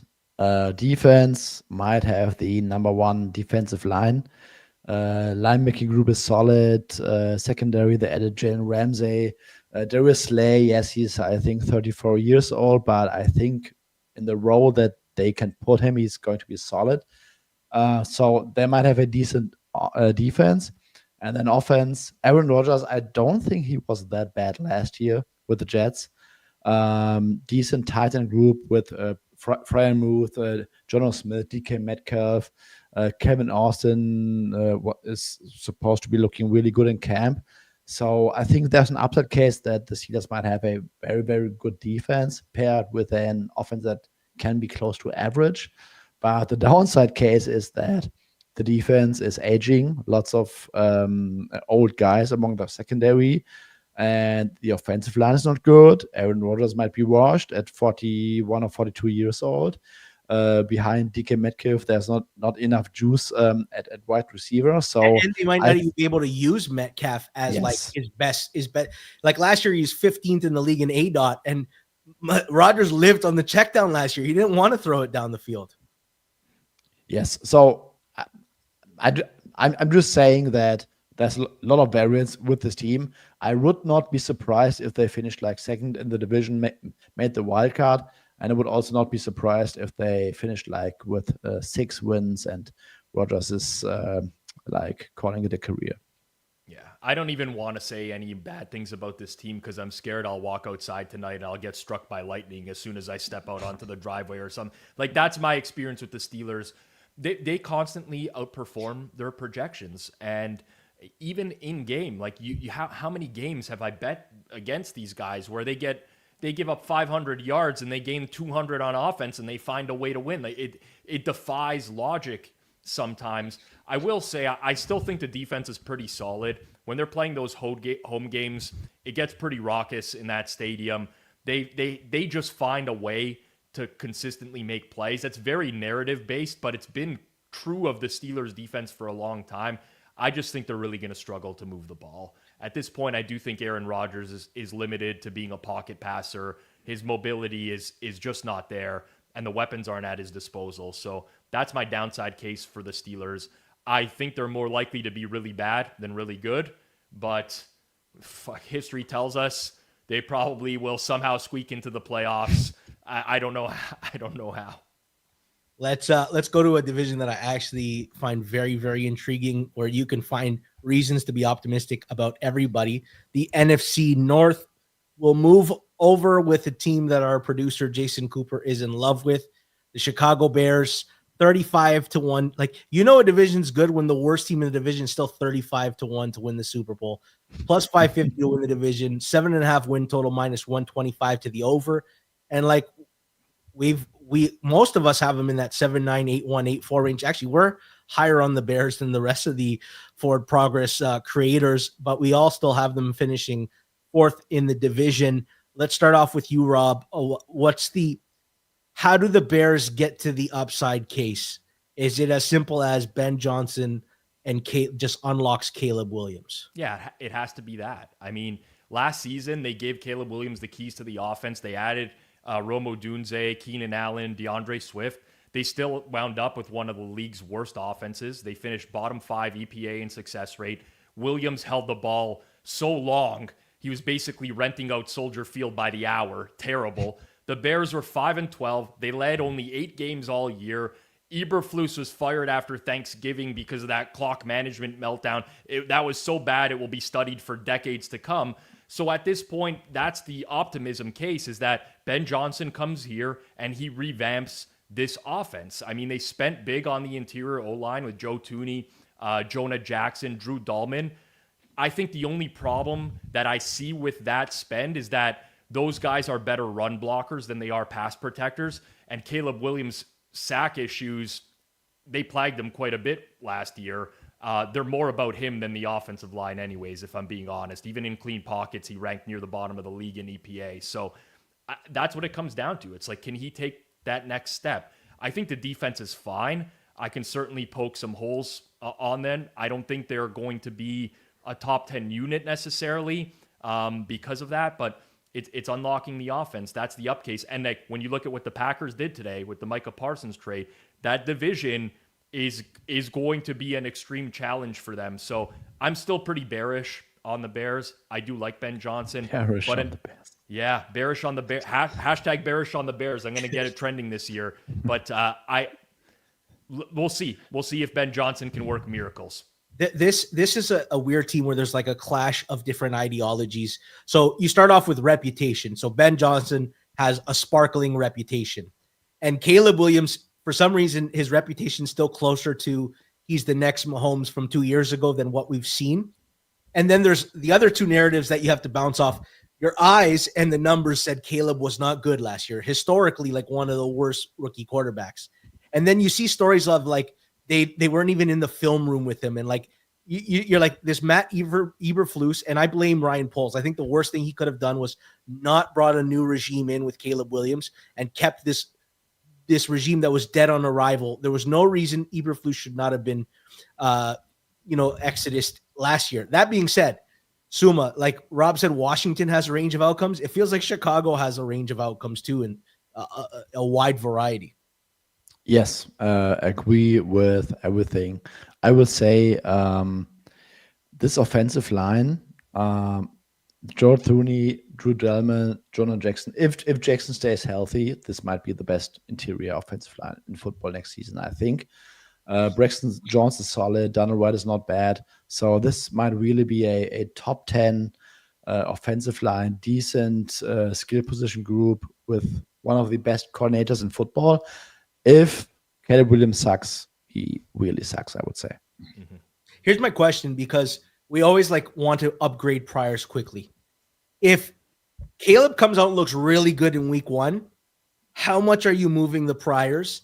And if he comes out and he doesn't look really good, how long do you give him until you're like, I've seen enough, I don't know that he ever gets there? So that's why when I think of this team, it's like it's very confusing team to think about.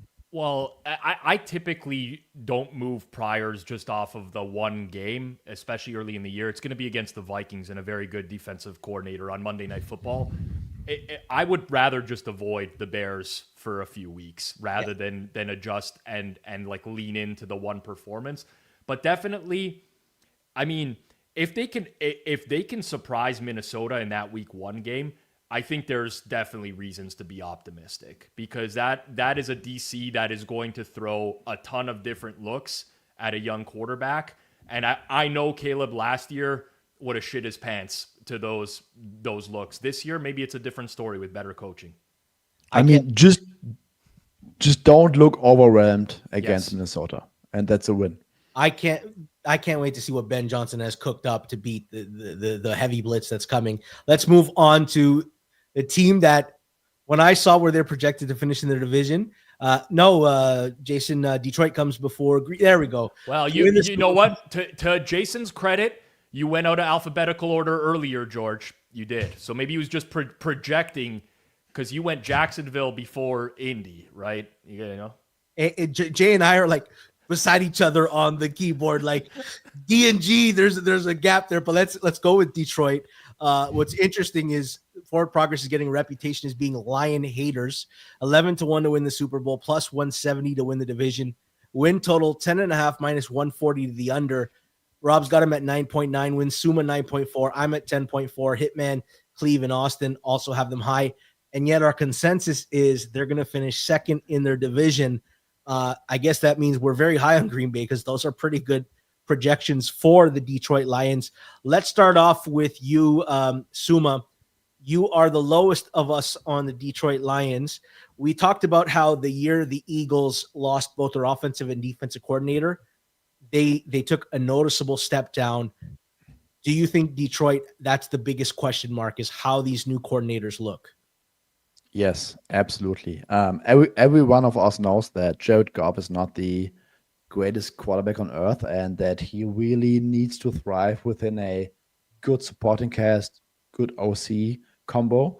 And I just want to see how this works out. I'm also very high on the Packers. That plays a role here, but new starting center, new starting right guard, new offensive coordinator, new DC, already dealing with some injuries on defense. I just really want to see it before I believe it, to be honest. Yeah, they got snake bit a little bit this offseason. They lost Ennis Rakestraw and Levi. I don't even want to begin to say his name. Rob, what do you think is more concerning? The O-line maybe not being as strong last year, or maybe this defense still doesn't look good? I think you could be pessimistic about both, but there's the possibility that they both end up turning out just fine. That's the challenging thing with the Lions, right? So I did a video here on Forward Progress. I called them an overrated team this year. The fan base let me know what they thought of that. And a lot of the feedback was like, this is really lazy analysis. You know, you just keep talking about the coordinators that they lost, but the team is still great. Well, I think Suma pointed out a very valid point, which is the interior O-line has changed quite a bit year over year. If you look at Jared Goff historically, he has struggled with interior pressure. That's been a big downfall for him. Defensively, absolutely, they're healthier than last year, but they were pretty reliant on turnovers. I still see issues in the secondary. But most importantly, we're evaluating this year as if it's this year. And the schedule is much different for them as well. 8 of their 9 road games are against 8 road games, I believe, are against projected playoff teams this year when I looked at odds to make the playoffs. And unlike last year, where basically, 80% of their schedule was indoors, they only get 10 in a dome this year as well. So no more cozy track meets for them on a weekly basis either. I think there's a lot of reasons that someone can be pessimistic about this team. With that said, I like Dan Campbell. I think he's a great motivator of men. I would want to play for him if I was a football player, and I think he does a good job of keeping that locker room together. But this is the most holes I've seen with a team, or most question marks, I should say, going into a season for a while now. And because of that, and the division itself, I don't know. I still have reason to believe that Detroit is going to take a step back this year. Suma, your thoughts? Question for you guys. I've listened to a podcast, I think this week, the Athletic Football Show, and they were making the case that the Lions might be the number 1 defense in the NFL next year. And I think they quoted Aaron Schatz that he's also having the Lions projected to be the number 1 defense. Any thoughts on that? Because I cannot get there. Well, I can't get there. I can't even get them as top 5. I think I can get them in that 8, 9, 10 range if everything works good. If Hutchinson's a dominant, pass rusher, if they find somebody else on the D-line, because I don't know where the rest of the pass rush is going to come from. And then I guess, is it DJ Reed brings some stability? Terry and Arnold takes a next step. I don't know how they get to 1. Well, the thing to me, so if I'm game planning against the Lions, right, I'm throwing quick passes towards Terry and Arnold or Robertson in the slot, right? I'm staying away from DJ Reed as much as possible. So I think that there's like a mitigating factor there. Aside from Aiden Hutchinson on the opposite line, on one side, who's the best pass rusher on the opposite side as well, right? He's going to see a ton of double teams. Like if they're relying on Marcus Davenport at this point in his career, I'm a little bit scared about that. That's not to say, the Lions were 7th in EPA per play defensively last year when Aiden Hutchinson went down. So they were a top 10 unit at that time, despite the injuries and they had a lot of injuries after that. But I don't know. Number one, that's something I can't get to. It's quite odd that we get accused of being like Detroit haters. I actually have them higher rated than the Packers slightly.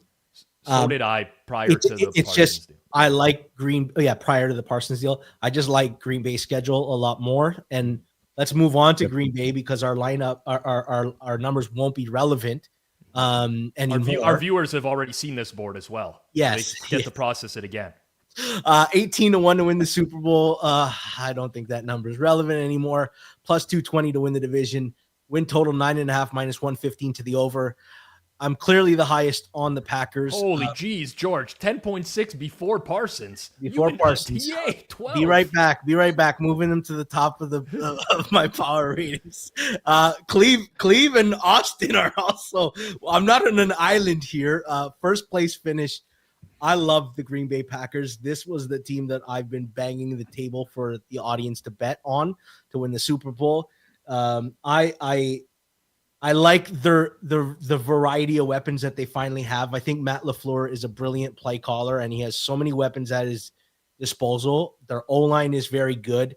The one question, well, you had two questions before defensively. Do they have an elite pass rusher outside of Rashawn Gary? And now with Micah Parsons, it's like Micah Parsons, Rashawn Gary, and Edgerrin Cooper together is unbelievable talent.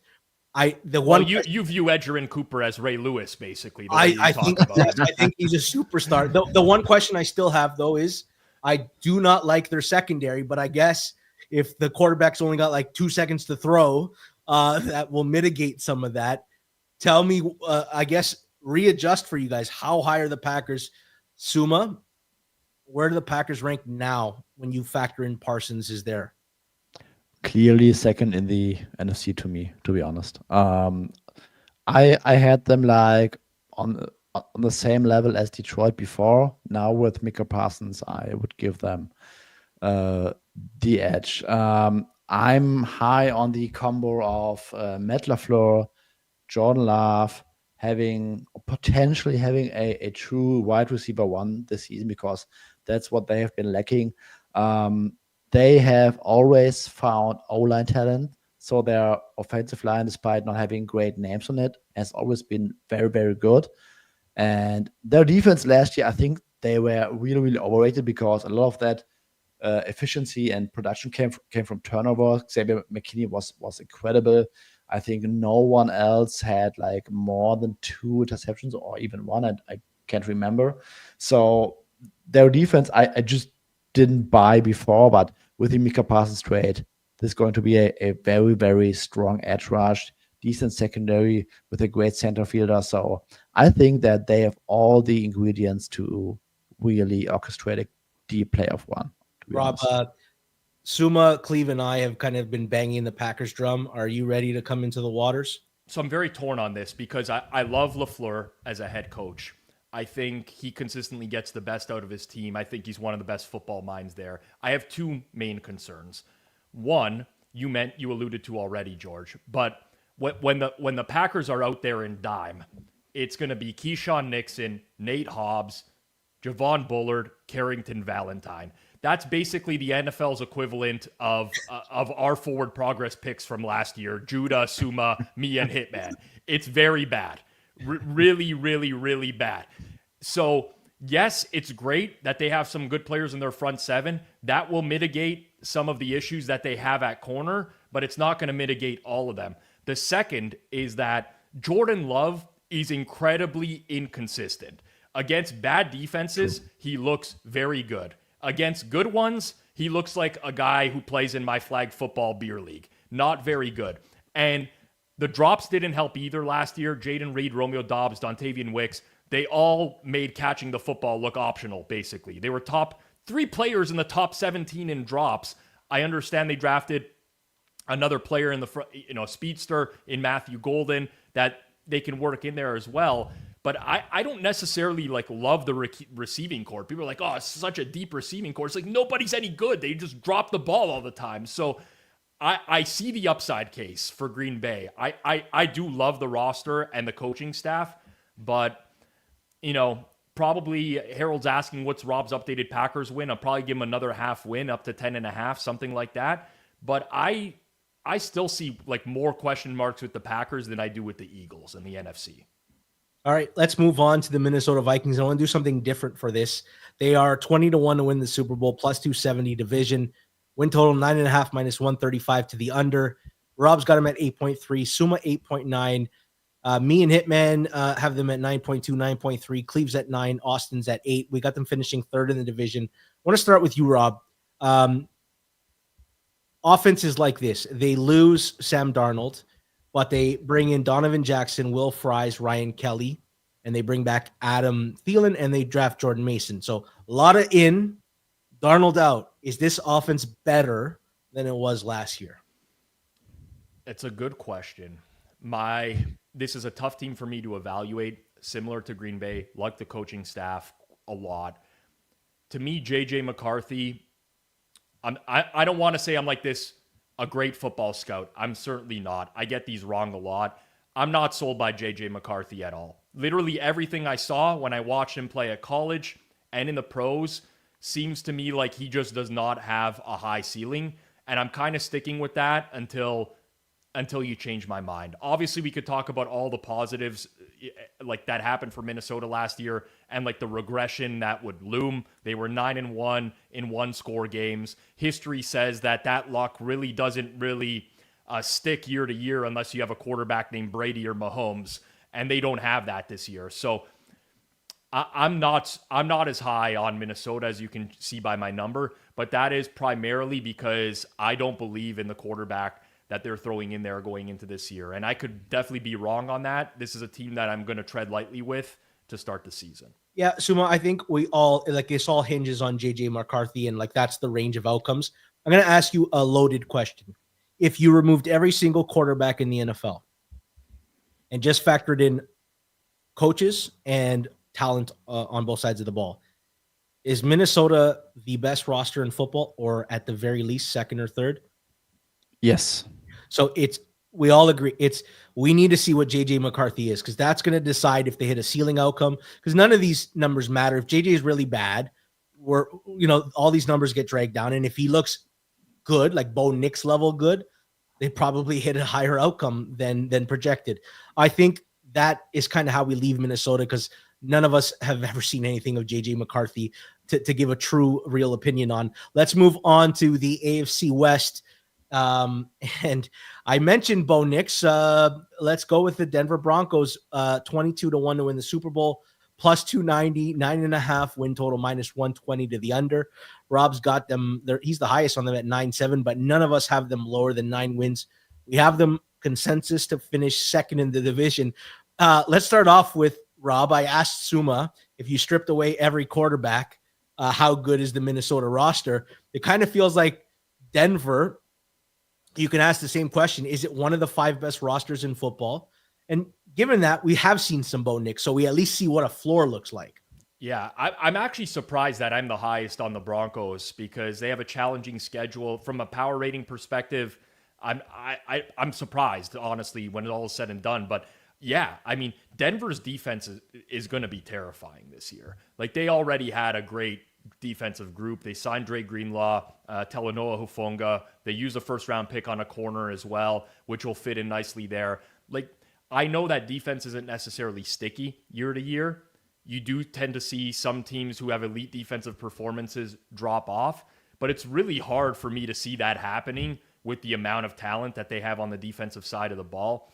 Denver would normally be a team that I would certainly have some cause for concern for. When you look at last year, they were projected at 5.5 wins. And now where they're projected just 1 year later, it's pretty scary to see a team make that type of leap. But I think it's a pretty quality roster. I like Sean Payton as a head coach. I mean, you're basically hoping to avoid any Bo Nix regression. If he plays like the quarterback from the first month of the season last year, they're in trouble. But if you get what he was towards the latter end of the year, I think they're going to be just fine in the AFC. Well, Suma, I want to talk to you about a ceiling for Bo Nix, because I think at least we have an idea what a floor is. Is there a next level to his game? It kind of feels like Mac Jones-ish, where good rookie year, but there's also doubts if how much more left is there to see. Is there a potential ceiling here with Bo Nix that's far better, like another leap to take? I think if he can throw more to the middle of the field and into a transition, I think that will eventually raise his game. But I'm not sure whether we are talking about top 8, but because I think, yes, high floor with all the rushing production, great scheme with Sean Payton, but I think he's not going to be like a top 10 quarterback in terms of talent. But I think everything around him can unlock them to be sneakily good. Like, I would not be surprised if they dropped like 34 points on the Chargers and get absolutely hammered by the Texans front seven, for example. So this might be the Broncos season. Let's move on to a team that I find hard to talk about every offseason. 8 to win Super Bowl, 8-1 to win the Super Bowl, -105 the division, 11.5 -130 to the under. Rob's got him at 10.5. Suma's the highest at 11.2. Actually, Cleve at 12, but Suma 11.2. We're all in the same range with this team. It feels like this is the most stable range of every team in the NFL. And we talk about the same narratives with them. So I'm going to ask a leading question here. Suma, I want to lead with you because you're the highest on them. Are we going to get this version of Mahomes this year? Now that they've gotten Josh Simmons, it looks like they got a steal late in the draft. They signed some guys on the O-line. They lost Joe Thuney. Is the Mahomes this year closer to 3 years ago MVP, clear-cut #1 quarterback in the league, or last year top 3? You still trust him to win in the playoffs, but the gap between him and everybody else is not large. Which version of Mahomes are we closer to seeing this year? I think we are going to be closer to the 2021 version. I would have preferred if Rashee Rice was not suspended, because I think he's extremely special. But let's say you get, 10 games out of Rashee Rice. I think over that stretch, they have the potential to be the #1 offense. Rob, I have a question for you because Rashee Rice is missing like a key 6 games. Yeah. Do you have a take on Kansas City that like is completely out of what the narrative is, or does it feel like everything seems to be in line with everything? Well, I'm actually scared to give it because I don't want to look like now you have to. You can't say that and not give it. Patrick Mahomes is 29 years old, right? And he's coming off of his worst season. And when you're looking at age curves in the NFL, to me, it's more likely that he declines going forwards than he returns to form from past years. And some people might say, well, O-line last year, was 19th in pass block grade. I'm still concerned with the O-line this year. I mean, Josh Simmons is going to start for them at left tackle. If he doesn't work out, I mean, they have Jalen Moore and Wanya Morris. It's still going to be a turnstile at left tackle in all likelihood. So I still see the O-line issues. I don't like the weapons for those first 6 games while Rashee Rice is out. Yes, Hollywood Brown is healthy. Travis Kelce's a year older. So I look back at last year, perfect 11-0 in 1-score games. Yes, Mahomes, Reed, it's the best quarterback coach combo in football. They're always going to have a good record in 1-score games. But I have legitimate cause for concern with Kansas City. I don't think they're leaps and bounds ahead of the other. I mean, I think they're behind Buffalo and Baltimore in the AFC for how I'd rank them on a neutral field right now. And I think that there's some true downside cases where people just think like flip a switch, Mahomes is going to go back to the way he was. He can, of course he can. He's amazing, but he could also he could be on the downside of his career. Do you think, is it a fair statement that this is probably the most likeliest that you've ever seen that it's potentially they could not win the division, but maybe even like push for third? I've been as big a stan of the Chiefs for a long time now. And they definitely have the most question marks this year of any year going into the year because of all the things that went their way last year, the way they got trounced in the Super Bowl by another quality team. And to me, I think the O-line is still a concern at left tackle. All right, let's move on to Las Vegas. I couldn't figure out LAS over LOS. LAS, Las Vegas. LAS first. 125 to win the Super Bowl. The win division plus 1,200. A win total 6.5 -130 to the over. I know somebody here likes that. because he's got them at 7.5 wins. Suma is flying the Raiders flag. Rob's got them at 7 wins. I'm at 6.9. Cleve and Austin and Suma, you guys are all showing the Raiders love. Okay, Suma, this is all offense based, right? There's no way it's the defense is what's getting you hot and bothered about Las Vegas. I will pretend the defensive depth chart it doesn't exist. But I mean, if you have a good offense, you can win 7-8 games in this league. So I really like Geno Smith, especially when you consider the context of what he was playing with the last season. I think he was playing behind an awful offensive line, played still really, really well. He has these 1 or 2 boneheaded mistakes every now and then, for sure. But I think that the Raiders offensive line is kind of solid.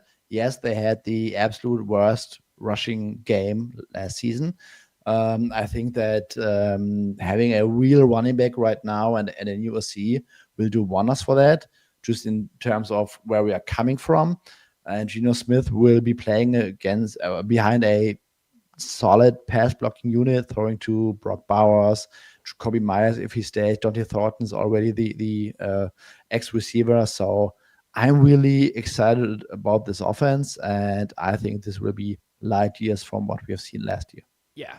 Like going from Gardner Minshew and Aiden O'Connell to Geno Smith, it's like trading in your 1997 Corolla for a used Tesla, basically, at this point. Like, it's a massive upgrade. And then I talked about this with the Patriots, but Antonio Pierce, right? Remember when he was like the players coach? Oh, the players love him. Well, yeah, he's an unemployed coach now because he fucking stinks. He's like the worst coach imaginable, did the dumbest in-game things.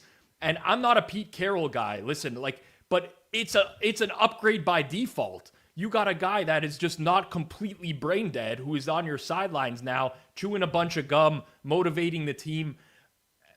For me, the most interesting thing about the Raiders this year, I like the offense. I wonder if they will get production from Malcolm Kuntz on defense, because he was a game wrecker in 2023, didn't play last year. But I joked about the Packers secondary earlier. But if you have Malcolm Kuntz and Max Crosby rushing the quarterback, it takes a lot of pressure off the secondary, right? It's not good, but I don't think they're going to get completely killed if that pass rushing duo can get home. So I'm optimistic about the Raiders. Famous last words, especially in that division. But I know Hitman today released a play on Raiders over. I played some of that myself. Oh, I'm excited to see Chip Kelly's offense in the NFL again. Like, the last time he came in, he caught everybody off guard and had this unbelievable offense led by Nick Foles. There might be something like cooking. At the very least, they're going to be competitive in a lot of games. Let's quickly move on to the LA Chargers. Jeffrey Feinberg from the Forward Progress crew, his favorite team. Maybe he's not going to like that we have him finishing third. 27-1 to win the Super Bowl, plus 310 to win the division. Win total 9.5 minus 130 to the under. Suma's the lowest on them, but we kind of all have them in that high 8, low 9 range. I think a lot of us hated the fact that they lost Rashawn Slater. Rob, is the biggest question mark their secondary, just in general? Like, that to me, when I think of the Chargers, I don't know what to make of their corners. Yeah, I would say I have a lot of question marks with this team. The weird thing is that they had the stingiest defense last year in terms of points allowed, right? They give up the fewest points in the league. And that kind of surprising when you look at the talent on the roster altogether. I think there's several holes there, especially in the secondary. I'm also pretty concerned about the depth chart offensively for them as well, right? I know we like to rag on Justin Herbert for not being able to get up for the big game. Herbert's another one of those quarterbacks, right? They tend to win games against lesser competition, but they struggle when they take a step up in class. I think a lot of that is to do with the weapons. Like, outside of Ladd McConkey, Keenan Allen he's pretty cooked at this point. Quentin Johnston, you don't know what you're going to get. Weapons-wise, it's one of the worst in the entire league. And I know they bring in Omarion Hampton. They're expecting a lot out of him in the backfield, but this team seems to spend in the wrong spots to me, like bringing in Najee Harris as well, right? Doesn't make a whole lot of sense. So I think there's several question marks with the Chargers. The one thing going for them this year is they seem to be like the darling for everyone heading into every year. This is the Chargers year and no one's talking about them this year. So maybe a little bit less pressure on that team going into the season. Yeah, I will say one thing about the Chargers. Jim Harbaugh, we talk about how Vrabel and Tomlin are like talent elevators. Harbaugh might be the best of all time of just like, he just gets everything out of everybody and elevates them. I just think he's got this archaic way of thinking. So like you said, they're building a team of like O-linemen and run game. And like he's dragging football back 10 years. He says, I don't care that I have Justin Herbert at my quarterback. I want him as the best game manager of all time. It's tough. I'm not as enamored with Harbaugh as everyone else is. Love Harbaugh. Give me Harbaugh all day. He has success everywhere he goes. Yeah. Well, let's see about that this year, George. Suma, I don't want to belabor talking about the Chargers. We'll be talking about them in week 3 when they're doing regular Charger things. Let's move on to the NFC West and finish it off. Arizona, which is a bit of a darling, I guess, amongst the Forward Progress crew. I know I was surprised. Everybody said everybody thought they personally were highest on Arizona, and then they saw everybody's numbers and were like, oh, we all like Arizona. 40-1 to win the Super Bowl, plus 390 to win the division. Win total 8.5 minus 120 to the over. Rob 8-8 wins. I've got him the same. Suma's at 9.2. And I think, Suma, I'm going to ask you a question, but for me, I just kind of like what they did defensively, bringing in Josh Sweat, Walter Nolan, Dalvin Tomlinson, and Will Johnson. It was kind of like, we're bad at defense. Let's just invest all our assets this offseason. Do you think the defense is going to take a step up this year? Yes. When you look at success rate last season, I think they were bottom 3 on early downs. And when you compare their starting defensive line from week 1 last year to this season, it's like a light years difference. Kelly Campbell, Devin Tomlinson, Bern Browning. I mean, this is a Josh Sweat. This is a real NFL defensive line with upside. Will Johnson is from everything you can read about practice, he's really turning heads and looking like the real deal. I'm cautiously optimistic with those reports, but I think just having a strong or a much better defensive line with some upside, with young guys on the secondary, I think this is going to be a very improved defense, and I really like their offense. Marvin Harrison Jr. When you look at analysis from like practice camp, he is like running a lot more smoothly than like last year. I don't know whether it was like messing in his head or something. That guy is incredibly talented, just couldn't get it on the field. And it looks like this season with Trey McBride, Marvin Harrison, I mean, I think that this team should be a serious wildcard contender. Rob, it's January, first week of January. Arizona has won the division and is hosting a game. And you get brought on for progress, and we say, Rob, how did they do it? Now, fill that answer. How did they do it? Call of Duty hasn't been released yet. No, Suma made great points, right? Like, people will look at the Cardinals last year. They went 8-9, and they're like, yeah, it's whatever, 8. Okay, they faced one of the toughest schedules in the league. They had some of the worst injury luck across the defensive line that I've ever seen. Like, that was a big step forward for them. Kyler Murray played well when you consider that, like, Marvin Harrison Jr. was very underwhelming. Couldn't separate from defenses. Trey McBride emerged as a star tight end. James Conner was great on the ground. I like the coaching staff. I like Gannon. I think the offense has some sneaky good upside. Defensively, solidified the defensive line quite a bit. They're also going to get BJ Ojulari back at some point as well, who will get taken off the PUP list. If there was one team that I think could really make some turn heads this year and make noise, I actually think it's the Cardinals. Yeah. It feels like there's an upside case. Let's move on to the Los Angeles Rams, who I guess the biggest talking point has been their quarterback, but 20-1 to win the Super Bowl, plus 200 to win the division, win total 9.5 minus 125 to the over. We're all in that 9 to 10 range and have them finishing second in the division. I'm going to live in a world, Suma, where Matt Stafford's healthy all year. Okay, let's just live in that world where the back, because it's too easy. Is that You could this? just say- What is this? An imaginary world? Well, you know what? 37-year-old quarterback has got a bad back. I'm 38 and I got a bad back. I could tell you it's no good. You know, the problem is, Rob, I'm listening to all the podcasts and it's like every commentary is like, well, is his back going to hold up? I just don't want to have that talking point because it's just too obvious. Yeah. The thing that I do actually have a genuine question about is, Suma, the Rams defense wasn't very good last year. Are they going to be closer to average? And is that enough with a healthy Stafford to take them over the top? Probably yes. Let's say this. Defense, I don't spend too many thoughts on that. I think decent defensive line and the rest. I noticed that, Suma, when you had Vegas and Carolina as the highest out of all the creators. I'm like, Suma doesn't look at defense, and I look at O-line only. So it's like I can see what your blind side is. I mean, the upside case is Stafford stays healthy, and he's going to throw to Puka Nacua and Devontae Adams all season long. I think it's like very fragile, but I think the offense also has like top 3 upside. So not the easiest team to predict, but in a world where Stafford stays healthy, I think their offense should be enough to be a strong playoff contender.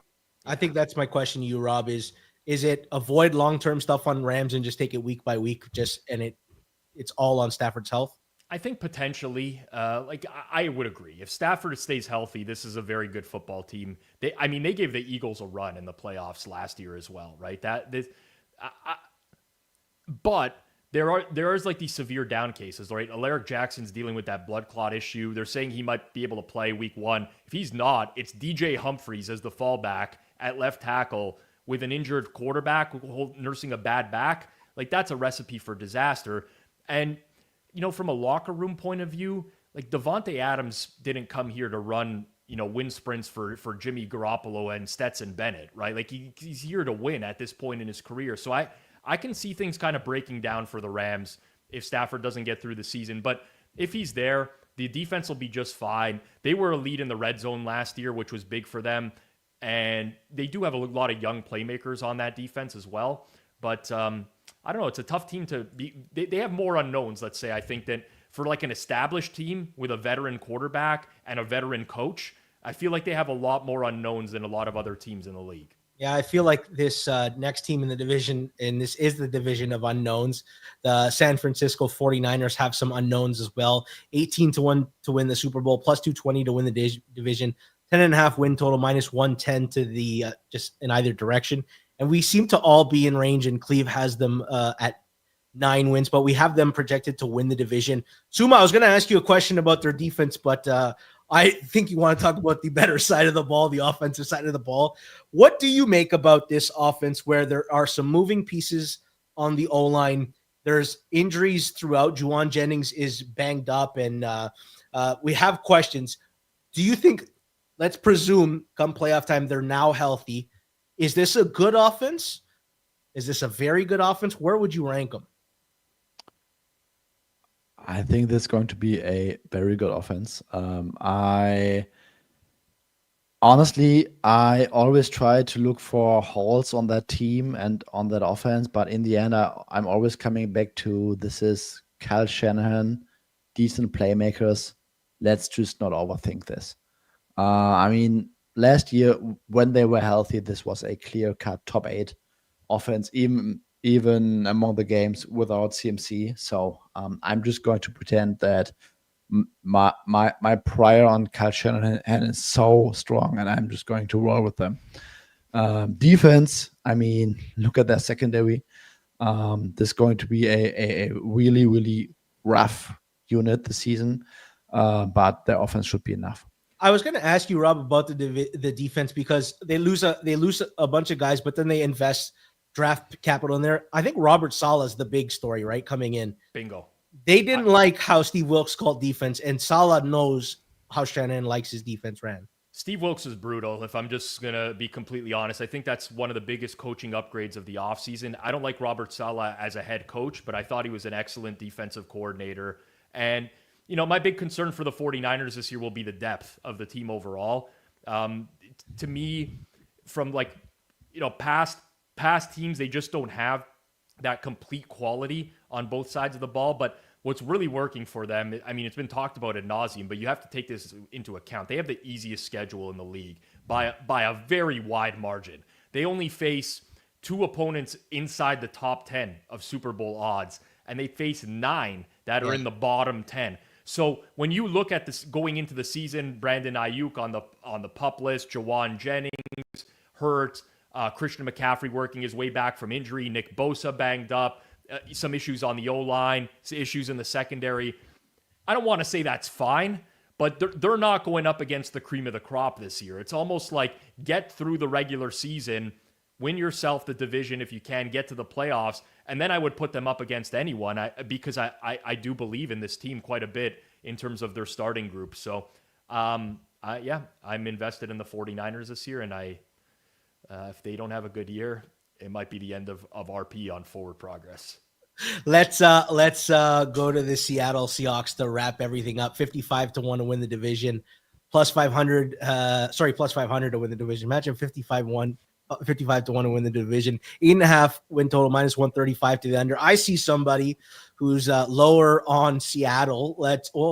Cleve too. Suma, why are you and Cleve so down on Seattle this year? The only reason I'm above 7 wins is because of their schedule with the AFC South and I think the NFC South. Last year, Sam Darnold had a very, very good environment. Great offensive coaching staff, decent offensive line. Yes, left tackle got out at some point. Justin Jefferson, John Addison, good tight end when he was back. And they finished, I think, 16th in EPA per dropback on offense.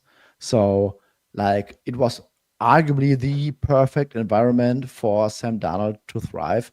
And they still were not better than an average offense. And when you look at this Seahawks offense, I'm just not seeing it. How can they be a top 20 offense? I'm just not seeing the upside case. It's going to be a significantly worse offensive line. His second best wide receiver might be aging Cooper Kupp. So I'm just not seeing the upside case, even though I really like their defense. But the offense could really be the 24th best, and that's not enough to me. Well, I think the upside case is Clint Kubiak. That's the upside case. But I want to ask you, Rob. Oh, go Suma. One thing, Clint Kubiak, we don't really have any significant sample size outside of 2 games at the beginning of last year.